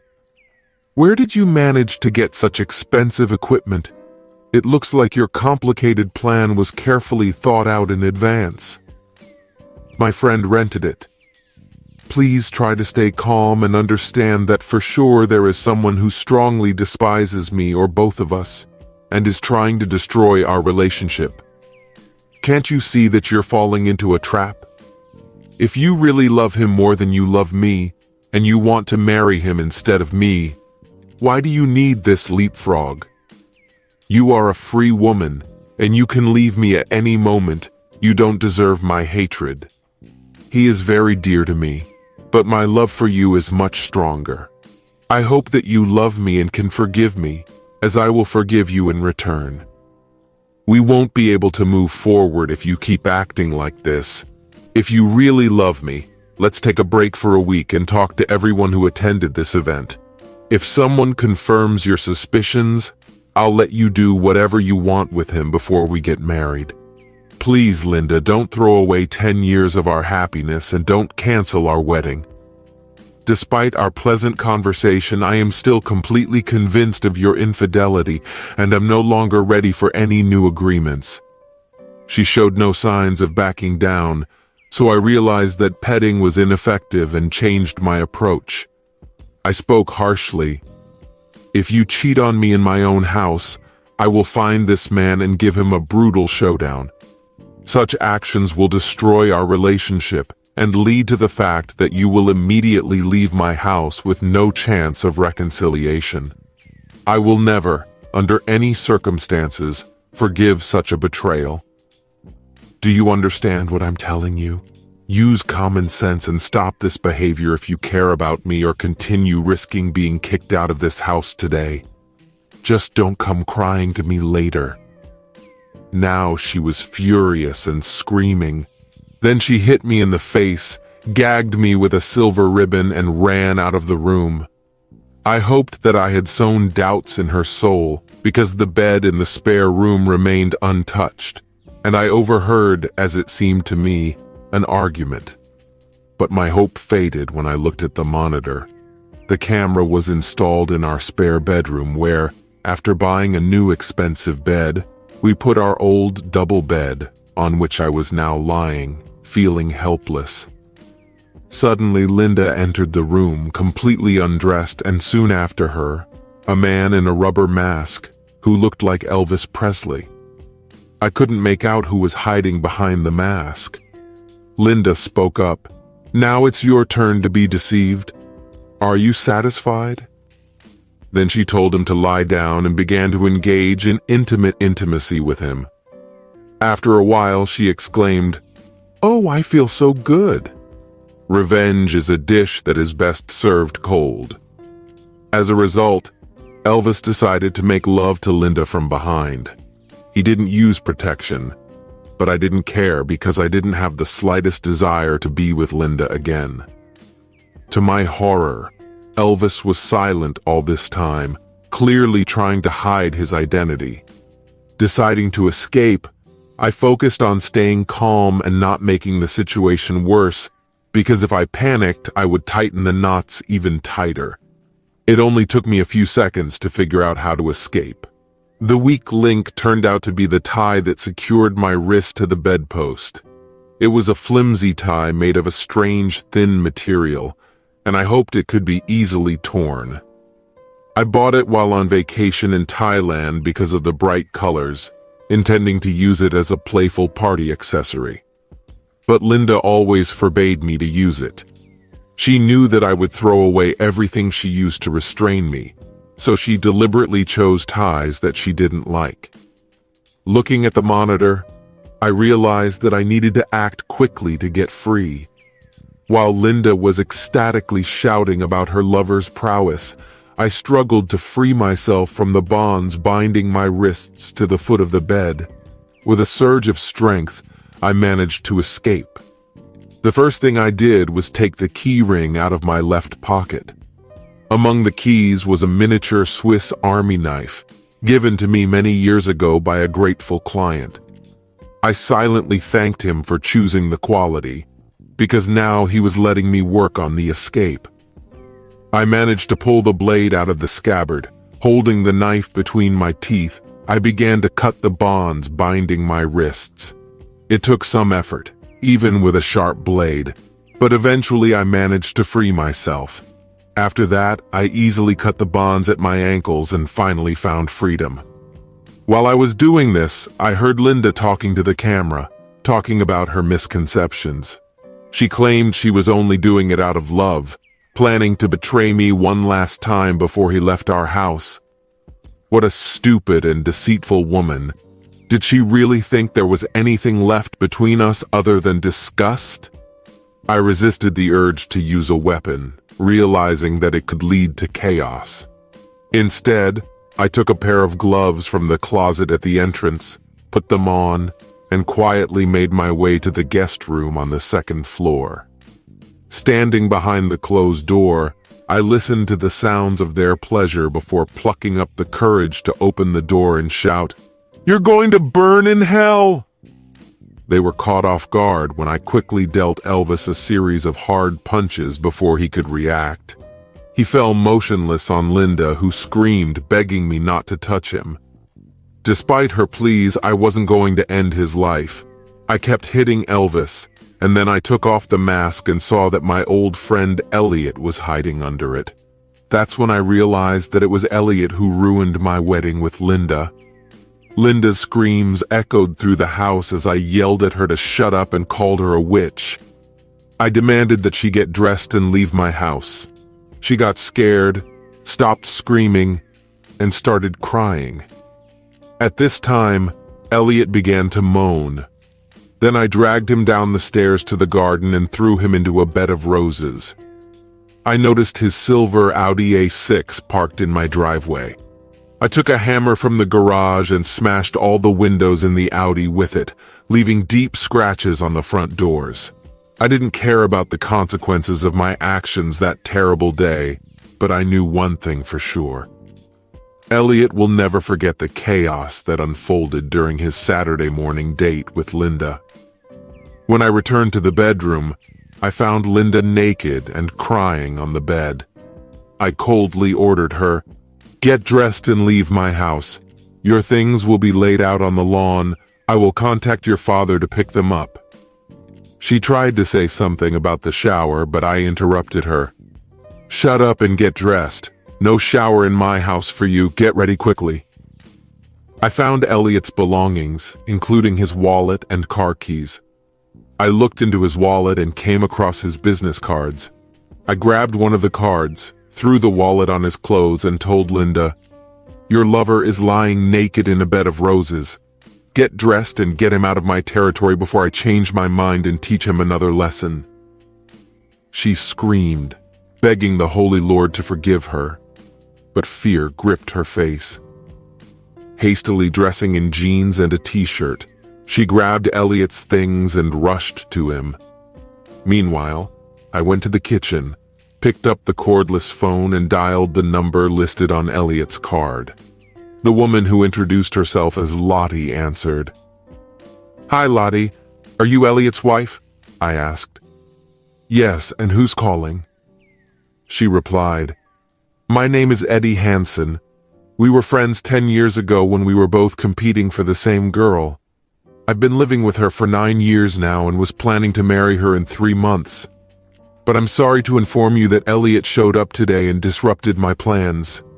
I'm confused. That's why I called you, Lottie. Elliot and my girlfriend Linda drugged me, tied me to the bed and made love in front of the camera, and I was forced to look at the monitor in my room. Fortunately, I managed to escape, but unfortunately, Elliot and his car were damaged when I kicked him out of my house." I shared with her all the information she wanted to get and asked about Elliot's whereabouts in the days when I was accused of cheating on courses. Linda returned to the house while I was talking to Lottie. I told her, "Good news, Linda. It was a call to Elliot's wife. She said that he was at home, more than 600 kilometers from the course where you, stupid fool, thought that he had caught me cheating. Now Lottie's going to divorce him because I'm a witness to his infidelity. Elliot is all yours now, Linda." She was screaming. "Do you even realize how much harm you've done to Elliot? You should let him take a shower and treat the wounds from the roses. Get out of my territory before I lose my temper." Then she remembered and ordered me, "Elliot wants his camera and monitor back." I grabbed a hammer, hurried into the spare room, destroyed his camera and tripod, then went into the bedroom and smashed the monitor. After that, I threw them into the back seat of his car through the broken glass and warned him to leave before it was too late. When he started threatening me with the police and lawyers, I responded by hitting his car even harder with a hammer, forcing him to drive away quickly. Linda was crying in the house. "My God, what have I done?"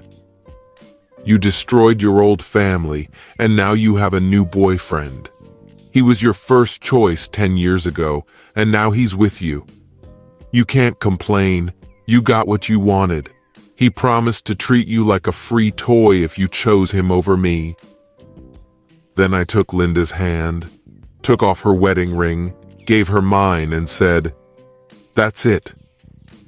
As soon as I take your things out of the house, I will contact your father to rent a van and move everything. You can take almost everything except the soiled bed linen, which will be disposed of. As for your parents, I will only tell them the truth." She cried and begged for forgiveness. "Please forgive me. We need to talk calmly." "Yes, we need to talk. We also need to discuss our 2 children if they are really mine. Your mom will take care of them until we resolve the main issues." She left my house and our relationship. I caught up with her and asked for the key to the house. She handed it over and left. I called Linda's parents, talked to my children, and instructed Linda's father to order a van to pick up her things since we broke up. When he asked me the reason for our breakup, I told him the same thing as Lottie. Shortly after that, Linda's mother called me, expressing disbelief about the canceled wedding and asking me to think carefully about everything before making rash decisions. All I had to do was apologize to her and explain that I couldn't see a way out of the mess Linda had made. I informed her astonished mother that Linda thought her lover would take my place at the wedding, but there were difficulties because his divorce would be finalized within 6 months. It was a hard day for me, but I had to focus on the task at hand, so I called 6 of my friends for help. Fortunately, 4 of them were able to help me, and 1 even went to the supermarket to buy a pack of cardboard boxes. 2 wives also joined in to help their husbands pack the boxes. I took the beds out of the spare and master bedroom onto the lawn and used an electric chainsaw to chop them into pieces. I didn't care that the bed in the bedroom was expensive and almost new. I also didn't hesitate to cut up the kitchen table and chairs where Linda and Elliot had coffee before the show started. I packed my clothes, personal belongings, and things from the nursery in the garage. With the help of my friends, the house was completely emptied by 4 o'clock. I informed my father-in-law that the house had already been cleaned, and Linda could take whatever she wanted from the lawn. Everything that remains by Monday evening will be taken to the city landfill. He mentioned that he had ordered a van and 2 friends who would help him. After that, I left with my friends and invited them to a barbecue at my best friend's house, where I stayed the night. The next morning, my secretary Marie immediately noticed that something was wrong, and with a worried expression on her face, asked me what had happened over the weekend. I honestly shared the details with her. Shocked, she was silent for a moment, and then asked about my current housing situation. I admitted that my friends had kindly allowed me to temporarily live in their spare bedroom, but I would like to find my own place as soon as possible. Marie suggested a solution. Her recently divorced sister Anna had a lovely guest room with a small kitchen above the garage, which I could rent until I found a more permanent place to live. Marie knew that Anna, who worked as a nurse at the main hospital, was returning home after her shift on Sunday. She called Anna, who was intrigued by the idea and interested in the offer. Marie and I quickly went there, inspected the house, and were pleasantly surprised by the quality of the room. Her sister, a beautiful and calm woman, quickly came to an agreement with us. After that, I turned to a real estate broker to sell the house. The broker took photos of the site, which was cleared of debris by Linda's father and a hired neighbor. Back at the office, Marie informed me that Linda had repeatedly tried to contact me. I promised to answer her next call, and it came in just 10 minutes. "I'm sorry that I believed Elliot's lies. It was the stupidest thing I've ever done in my life. The desire to be with him clouded my mind. I should have realized that he was lying about me. Actually, Elliot wanted revenge because he lost money when you chose me over him. He had a deep hatred for me. He did everything to disrupt our wedding plans, and you didn't hesitate to help him. Do you really believe that he even thought for a second that I would marry a woman who treats me so cruelly? He knows me well enough to understand that. Can you ever forgive me for being so blind? His wife will leave him, so marry this jerk, but know that you will be cheated on. Unfortunately, I've never done that to you. Today, I deeply regret all the missed opportunities over the years." Linda realized that discussing our broken relationship was not the right moment, and instead asked about our financial affairs. I withdrew 50% of the total bill, and that was the limit of what we could share. You can keep your car, your personal account, and all the things that were lying on the lawn." She asked anxiously, "What about the house and the shares?" "This is my personal property, and it is not subject to sharing with you. If you had committed this act after the wedding, you would have become a rich divorcee. You paid a high price for Elliot's meat, and I hope you consider it a profitable investment," I said before ending the conversation. A few minutes later, her father called me, and I explained that based on the laws of the country, she had already received more than she should have. Given the current situation, I couldn't give her anything beyond what was required by law, as it would be a kind of reward for her actions. On Monday evening, Anna invited me for a cup of coffee and a casual conversation. As a result, we talked all evening. Anna confessed to me that her ex cheated on her with a colleague. She found 12 packs of protective equipment in his suitcase when he was preparing for a 5-day business trip abroad. When she stated this, he became enraged, physically assaulted her, and began bragging about his affair with a married colleague. This exposure eventually led to their divorce. Despite their differences, they reached a compromise on the issue of joint custody of Jennifer's 10-year-old daughter, who was with her father at the time. When I shared my story with Anna, she was shocked by Linda's stupid behavior. Anna is engaged in the analysis of human behavior. She could not understand how Elliot deceived Linda. She was trying to figure out why someone as smart as Linda would make such an incomprehensible decision. Perhaps she doubted that your love remained sincere after all these years, and wondered if she missed the intense passion that you had in the early days. On reflection, we can say that Linda periodically thought about the fact that she could have had a better relationship elsewhere, and doubted whether she had made the right choice in 10 years. Elliot took advantage of her insecurities by manipulating her with his deceptive tactics. He put a series of outright lies into her head about how much he had missed her for the past 10 years.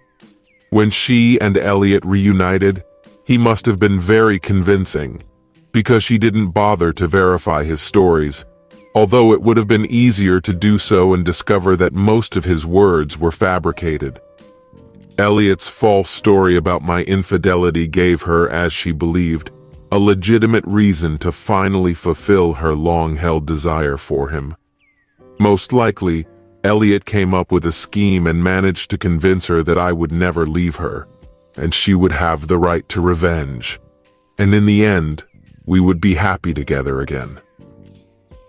I immediately liked Anna when I declared that I would never be able to sleep in my house again. Over time, Anna and I established a strong bond and began to help each other in small things. She did my laundry, and I tended her garden. I even started taking Jennifer to soccer practice, as a result of which an attractive female coach invited me as a volunteer assistant, and Anna started laughing at me. Isn't she jealous? Fortunately, Jennifer and I struck up a friendship, as did Anna and my children. When my children came to visit, I felt that Anna was communicating with them not just as a hostess. There was relief in her voice when she asked if I had found a new home, and I replied that I had not. I knew I had to act, but I didn't dare take the first step. One day, Marie asked me to share my true feelings for Anna, and I couldn't resist saying that her ex must have been incredibly stupid to cheat on such a wonderful woman like Anna. Marie giggled and said that Anna had made similar remarks about Linda. Then, looking into my eyes, she urged me to take action before it was too late. I took her advice to heart. When Jennifer went to stay with her father for a week, I saw a great opportunity. I managed to book a table at a popular restaurant known for its live music for this evening. On the way home, I picked a big red rose, took it with me, and rang Anna's doorbell. When she answered, I handed her a rose and invited her to have dinner with me, explaining that it was my turn to treat her. "Then I'll pick you up at 8 o'clock tonight." "I'm sorry, but your visit came as a surprise to me, and I have an appointment with a doctor." Disappointed but understanding, I suggested, "Can we reschedule the meeting for another time?" "Of course, and I hope more than once. Don't worry, the doctor is a 50-year-old married woman who asked for help with a research project. I'd love to go on a date with you. Wait for me at the house and we'll have a drink together when I get back." Anna returned home by 11:30 p.m. She made 2 delicious crab sandwiches and uncorked a bottle of her best white wine. By candlelight and quiet music, a romantic atmosphere was created for our meal. We both knew what this night was going to lead to, and nothing else was out of the question. Lying naked in her bed, we engaged in gentle lovemaking throughout the night. It was a truly unforgettable evening for both of us. In the morning, she brought me a delicious breakfast in bed, after which we indulged in passionate morning pleasures. I could tell by her behavior that she had something on her mind, and when I got out of the shower, she smiled and asked a question that needed to be answered simply with yes or no. Not knowing the consequences, I replied, leaving the decision to her discretion. As a result, she announced that I would move into her house on the same day. Without hesitation, I began to pack my things, and in a few minutes, we were transporting them to her house. Later that day, we went to the mall and I bought 24 red roses for her. When Jennifer returned home on Sunday evening and noticed the roses in the living room, as well as the smiles on our faces, she exclaimed, "We're officially together now, aren't we?" After confirming this, she hugged both of us and expressed her joy. This marked the beginning of a new, happy family. At the beginning of our divorce, Linda was deeply embarrassed, and at first did not allow me to spend time with the children, since I transferred only minimal legal property to her during the rape. I did a DNA analysis of the children, and the results confirmed my paternity. As soon as Linda calmed down, we started working together on co-parenting while we waited in the hospital for our daughter, who was in a bicycle accident. Linda said that 2 years ago she had lunch with Elliot, but then nothing happened between them. She claimed that he started contacting her for work 2 weeks before coming to town in order to deceive her. I informed her that Lottie and I had discussed this situation on several occasions.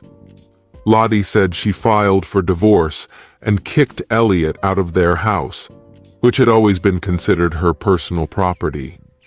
Linda stated that she had not seen or heard from him since she helped him leave my rose garden, and she had no desire to do so. She was deeply saddened when she found out how vulnerable she was when he set her on me to get back at me for something I hadn't done. Elliot has never claimed damages for a damaged car or TV. A year after our breakup, Linda met Fred, a selfish and evil man who worked at a local bar. They quickly moved in together in his 3-room apartment. Fred, who did not have any children of his own, whom he did not see, also did not want to see my children. Anna and I decided that my children would live with us, because Linda preferred a relationship with Fred. And Linda could visit the children at any time, but she got too involved in a sexual relationship and forgot about the children. Fortunately, my children easily survived this, as Anna did everything to make the children feel love and care. Linda turned out to be unhappy in her relationship with Fred. He was constantly jealous of her and resorted to physical violence. This was evident from the bruises on her face and arms. Anna and I were surprised that she would not give up taxi driving and would not continue a happy life.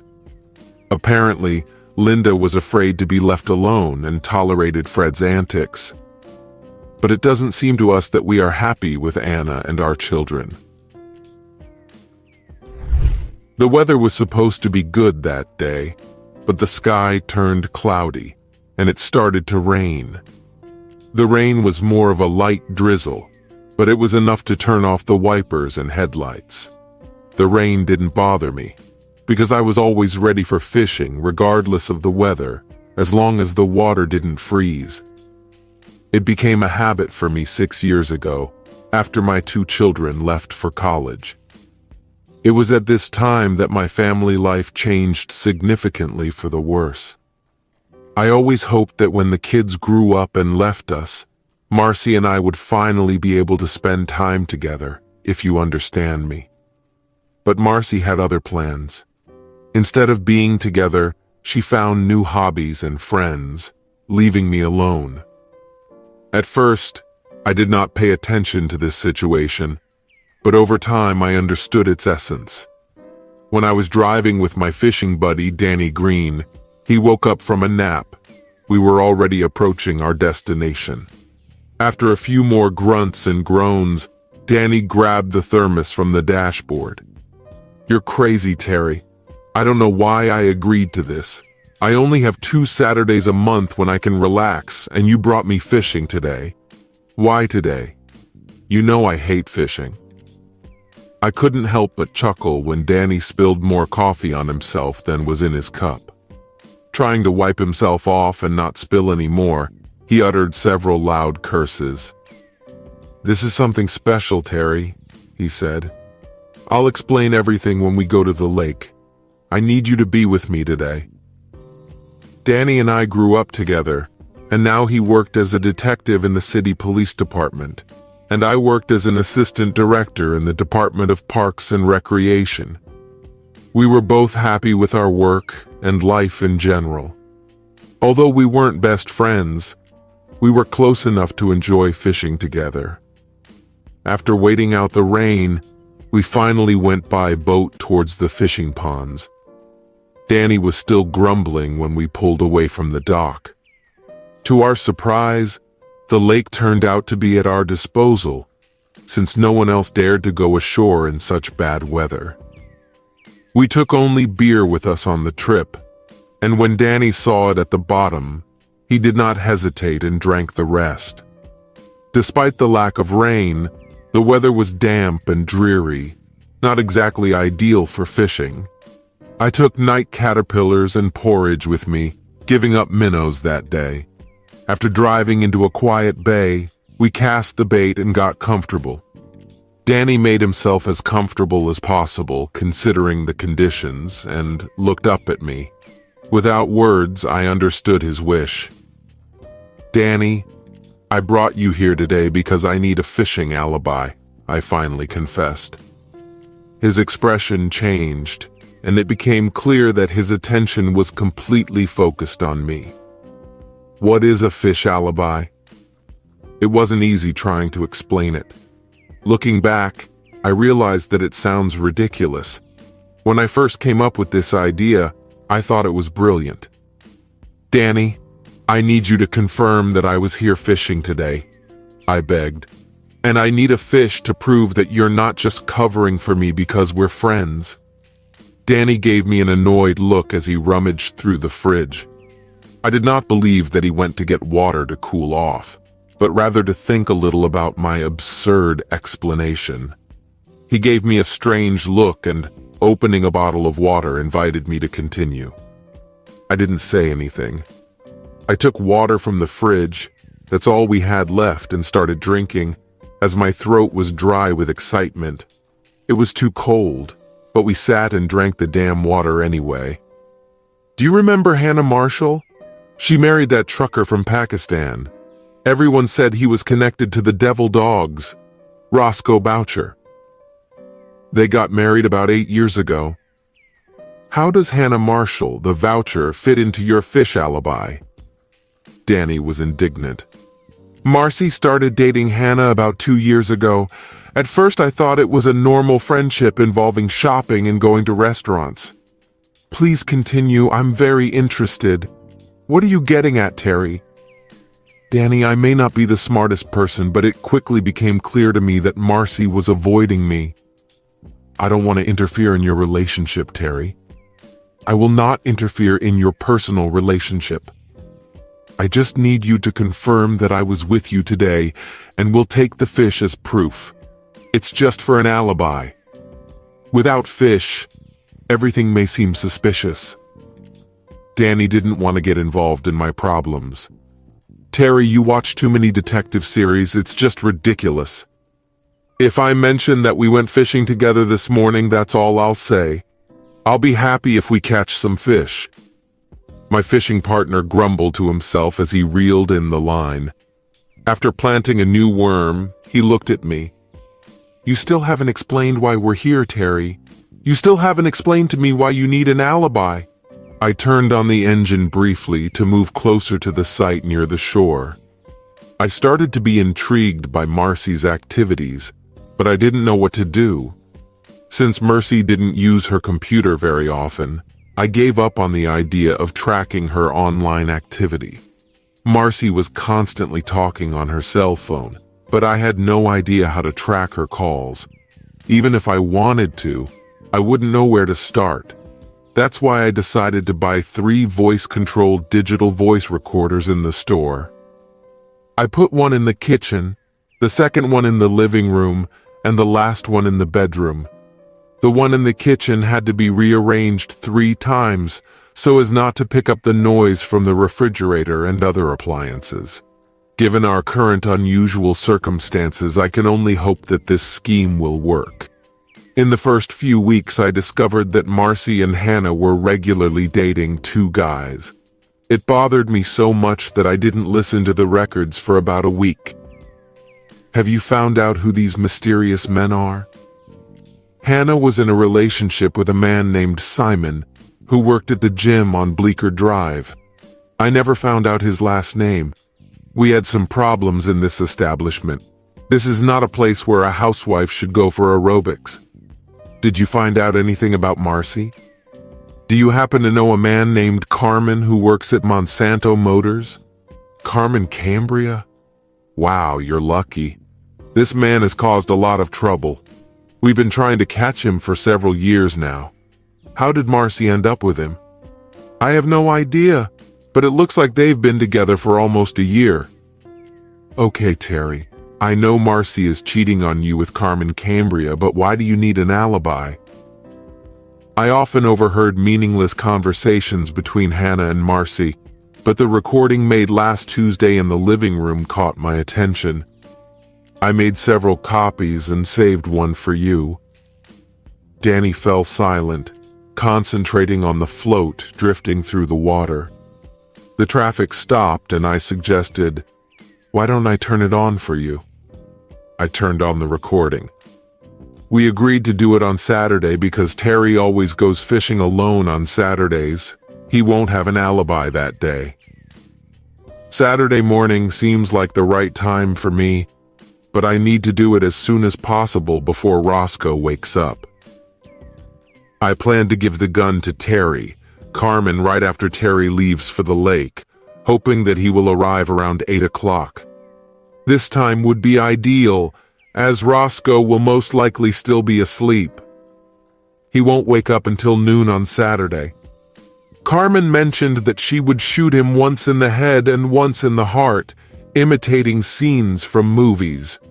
After that, he plans to erase the fingerprints and leave the gun next to the body. You can call 911 and report an intruder. By the time the police arrive, Carmen will be gone. Are you sure they can find the gun before Terry does? Without a doubt. He bought a gun from his friend who works as a detective. It has been registered and it is easy to track. Terry will be alone, and no one will be able to confirm that he was fishing with him that day. If there are any questions, Simon will be in Atlantic City until Sunday. If necessary, I can provide Carmen with an alibi, tell the cops that he was with me all day. It's time to stop this farce. I hope everything goes according to plan. I'll get $2 million in insurance and Terry will be behind bars for a while. I think we need to act. Kohl's will open in 10 minutes. Danny stood up and stared at me in disbelief. I've never heard anything so ridiculous. What are you trying to say? Are you sure they weren't trying to trick you? What do you mean? Maybe they found one of the tape recorders and knew you were eavesdropping, so they set up this conversation to confuse you. I considered the possibility that everything could be true. In fact, I didn't dare to contact you or the police earlier because I wasn't sure about the situation myself. Do they mean the Beretta I sold you 3 years ago? I guess so, because it's the only firearm I have. I've never even used it. I just kept it on my bedside table. Terry, if that's the case, it's not going to end well. Well, if you knew about a possible crime and did nothing to prevent it, you may be considered an accomplice. Who should I have told? I played you the record, my friend, but you don't believe me. No, last night while Marcy was sleeping, I took the Beretta to the garage and discharged it. Did you defuse it? Yes, I made sure it wouldn't work. My fishing partner let out a sigh of relief. It's good to hear. I feel much better now. That's a good idea, Terry. We haven't caught any fish yet. Danny took off the float and fixed a lead sinker on the bottom, and then put a ball of porridge on the hook. After throwing it into the water and winding the line until it touched the bottom, he pulled a medium-sized bream into the boat 2 minutes later. Okay, buddy, we have your alibi. Let's get out of here before I get a call about your fake tape, the friend said, feeling an urgent need. After driving for about 20 minutes, Danny started verbally attacking me again. Terry, I can't believe you let the situation get out of hand. It looks like a strange urban legend that can be found on the internet. It all doesn't add up. Come on, it's not that far-fetched, is it? It could have happened. I replied, I don't think so. This is the most poorly planned crime in the world. No one would be stupid enough to try to do something like that. I can't believe you bought into this. Danny replied, Okay, Mr. Know-It-All. What was the purpose of this conversation if it was all a setup? Were they hoping that I would involve the police? Were they trying to get me to warn Roscoe or confront Carmen? Or maybe Marcy just wanted me to leave and get divorced. Why did they do it? I still can't believe it. Why would they leave a gun without fingerprints if they want to frame someone? What about the gunshot residue and DNA? This is not the 15th century. Technology makes it easy to eliminate all these clues. Who has been glued to the TV lately? By the time they solve this case, I will already be in a prison cell. Danny was about to smile when the phone rang. Detective Green, what's going on? I saw Danny saying those words while listening to the call. Damn it. Okay, tell me the address and I'll be there in 10 minutes. Keep everyone in the house and don't touch anything until you have to. Danny hung up the phone and relaxed in his chair. Do you know how to get to Roscoe and Hannah's house? After 5 minutes, he looked at me. Stop grinning, you sly jerk. This is not funny. I kept grinning as we drove up to the house. Danny quickly stopped the ambulance workers as they wheeled the gurney to the van. After examining the passenger, he shook his head in disbelief. A plainclothes detective approached him, and they entered into an animated discussion, waving their arms and drowning out the screams. 4 black and white cars with flashing lights appeared on the street. Danny waved at me as they pulled up to the house. Detective Wallace introduced me to Don Wallace. When we shook hands, Wallace casually remarked, "Are you the guy with the gun?" This remark sounded almost like a question. Danny intervened and asked who had told Wallace about the gun. Don Wallace felt awkward and confessed that it was Mrs. Boucher. I asked about the owner of the gun, and she immediately said it was Terry Connor. Don, how does she know that? I'm confused. How did Hannah Boucher know that the gun belonged to Terry Connor? I'm not sure. Have someone bring her to the station. We have a lot to discuss. Detective Wallace entered the house, and Danny watched the ambulance drive away. I couldn't hear very well, but Danny seemed uncomfortable. Is Roscoe going to be okay? Roscoe's fine. That bloody scene on the way to the hospital is Carmen Cambria. Terry, didn't you say your gun was broken? I did it. It took me 2 hours to fix it. What did you do with it? I drilled a hole in the barrel and inserted the bolt into it. After that, the trunk began to close well. I broke 4 drills in the process. Why are you asking? Why didn't you just take out the shutter? I didn't know how to do it. Danny took a deep breath and smiled faintly. It looks like Carmen made the brave decision to wake up Roscoe right before she tried to shoot him. It was a kind of macho gesture. But when Carmen pointed the gun at Roscoe's head and pulled the trigger, a reverse shot occurred, as a result of which half of her arm was torn off. She lost her thumb and 2 other fingers. It took Roscoe only a few moments to realize the situation. Despite his injuries, he attacked Carmen when the police showed up 5 minutes later. The police had to stun him to knock him down. I messed up everything. Everything didn't go as planned. Oh my God, Terry, I can't understand this. When we entered the house, we saw Detective Wallace leading Hannah out in handcuffs. He seemed to have caught on to something. Danny looked back at Wallace as he passed by. Go to 321st David Drive to pick up Marcy Connor, too. And in no case do not allow them to meet. Make sure that 2 different cars are used. Roscoe was sitting at the kitchen table. The ambulance doctor calmly applied antiseptic to Roscoe's hands. It was a little painful, but he showed no signs of pain. He looked up, noticing that Danny and I were approaching him. Terry, is that your gun? He asked. I exchanged a guilty look with Danny, not knowing what to say. Yes, it's mine, but I didn't give it to him, I confessed. I keep it in my nightstand for protection. The ambulance doctor shook his head, remarking that I was lucky that I had never had to use it. I don't know what happened to him, but I definitely dodged a bullet, Roscoe added. Danny noticed my problem and intervened. Roscoe! Terry found out about Carmen's intentions, but didn't know what to do with him. He informed me of this morning and armed himself with a Beretta as a precaution. As a result, this decision led to the situation getting out of control. Terry, why didn't you tell me? I was afraid to make mistakes or change plans if the initial one failed. If it wasn't a real threat, no chaos would have occurred. I'm sorry, Roscoe, but I didn't know what to do at all.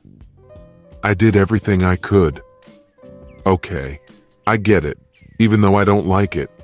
Why didn't you just pull out the bolt? I noticed Danny grinning while I was answering Roscoe's question. Roscoe stood up and put his hand on my shoulder, heading for the refrigerator. Don't worry, you did a good job, even though it's weird, he said. He took a bottle of juice from the top shelf and drank it in big gulps. I went outside while the police solved the remaining tasks. 20 minutes later, Danny showed up and told me to go home. I didn't really want to leave, but since Marcy wouldn't be there, it didn't bother me much. When I got home, I found that Marcy had brewed fresh coffee, apparently expecting guests. I drank 2 cups and then collapsed on the couch to take a nap. When I wake up at 4 in the morning, I often want to sleep during the day. About 5 hours later, I was roused from my slumber by a phone call. Hi, Terry, this is Wilbur. Marcy just called me from court and asked me to come and bail her out. She didn't give me any details. What's going on? Why didn't she call me? Terry, I hate to break the bad news, but your daughter is in trouble. She hasn't contacted me, and I doubt she'll want to talk to me. You'll have to get the whole story from her because I don't think you'll believe me. It's not something physical, she's fine. When you rescue her, please take her to your place. I will bring all her clothes and things there as soon as possible. Can you raise the necessary funds? Yes, it shouldn't be a problem. What about the kids? Have you informed them yet? I'll let them know, Wilbur, don't worry. After my father-in-law finished speaking, I took some trash bags and started filling them with Marcy's clothes. To begin with, I emptied the dressers, cupboards, and bathroom. All the other things that needed to be collected could be picked up later. I made sure to include the alibi fish and her best dresses in the package. I put the bags in the back seat of the car and then dialed the number of my son Benson, whose apartment was in Clarksville.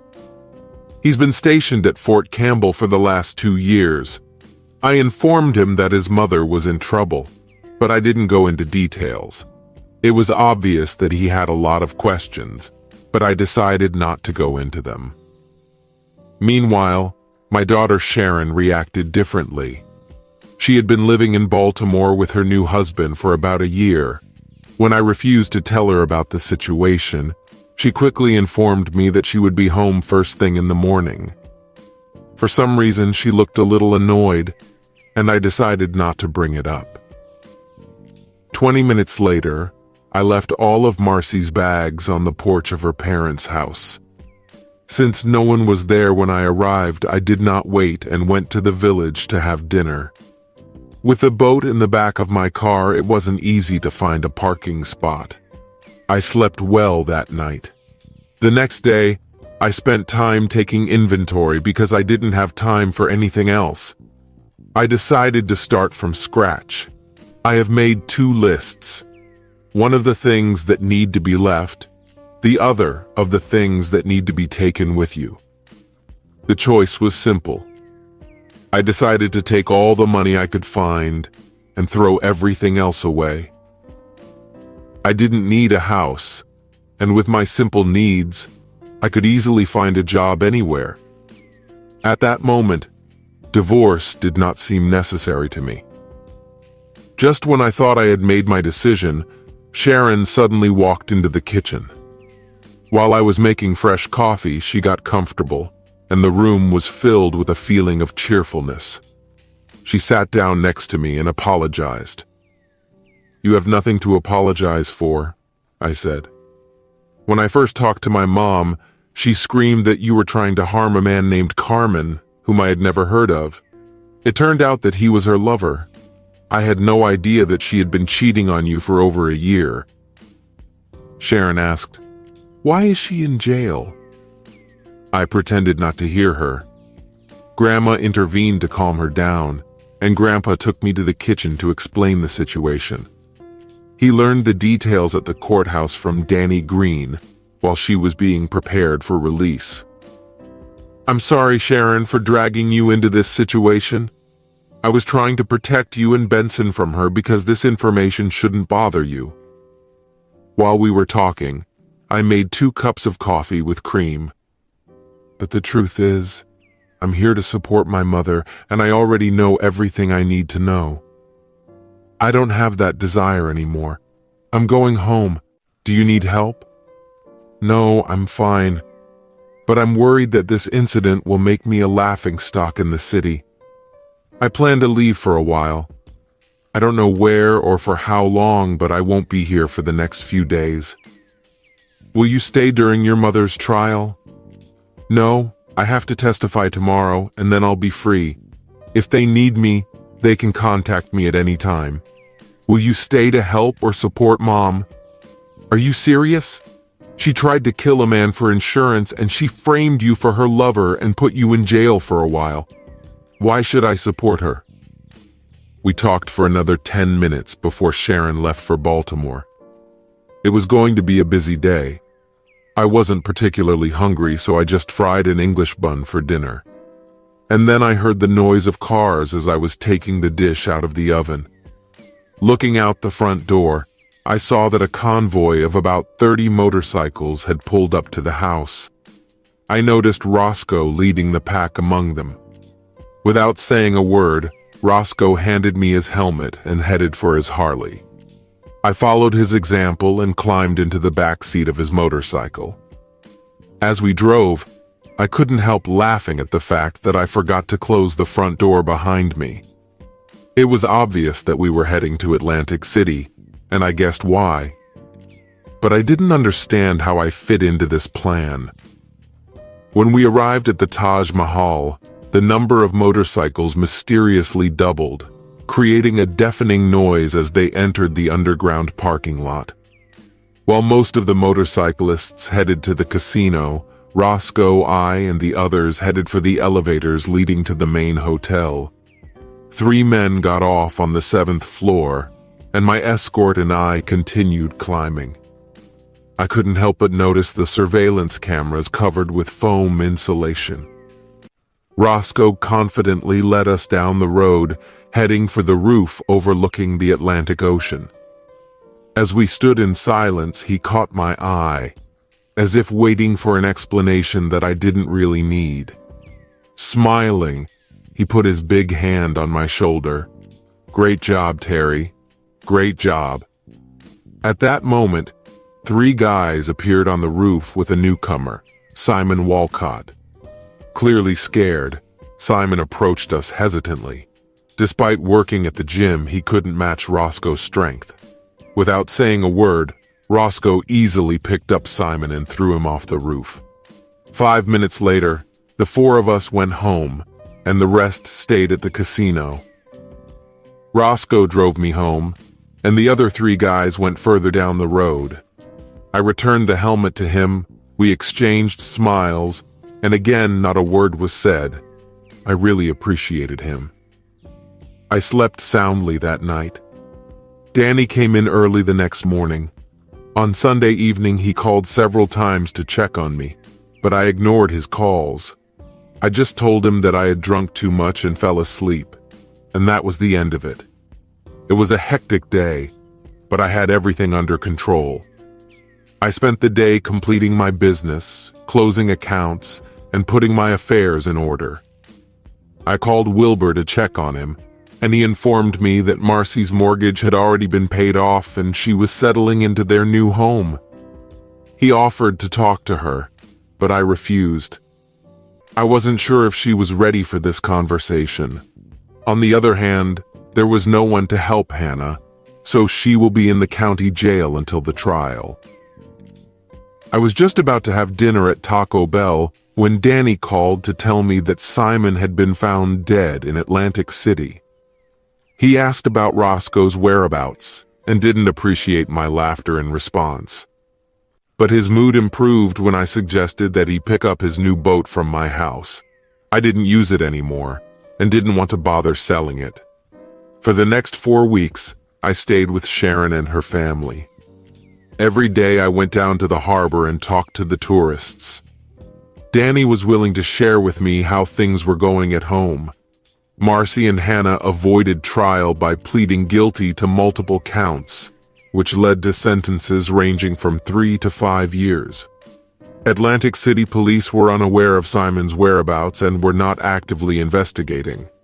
A mysterious fire occurred at Monsanto Motors, as a result of which more than 87 cars were destroyed. The investigation did not yield any leads.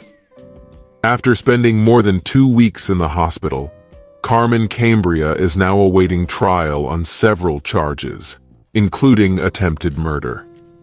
Roscoe decided to stay in the area until the start of Carmen's trial. He seems to have completely lost interest in fishing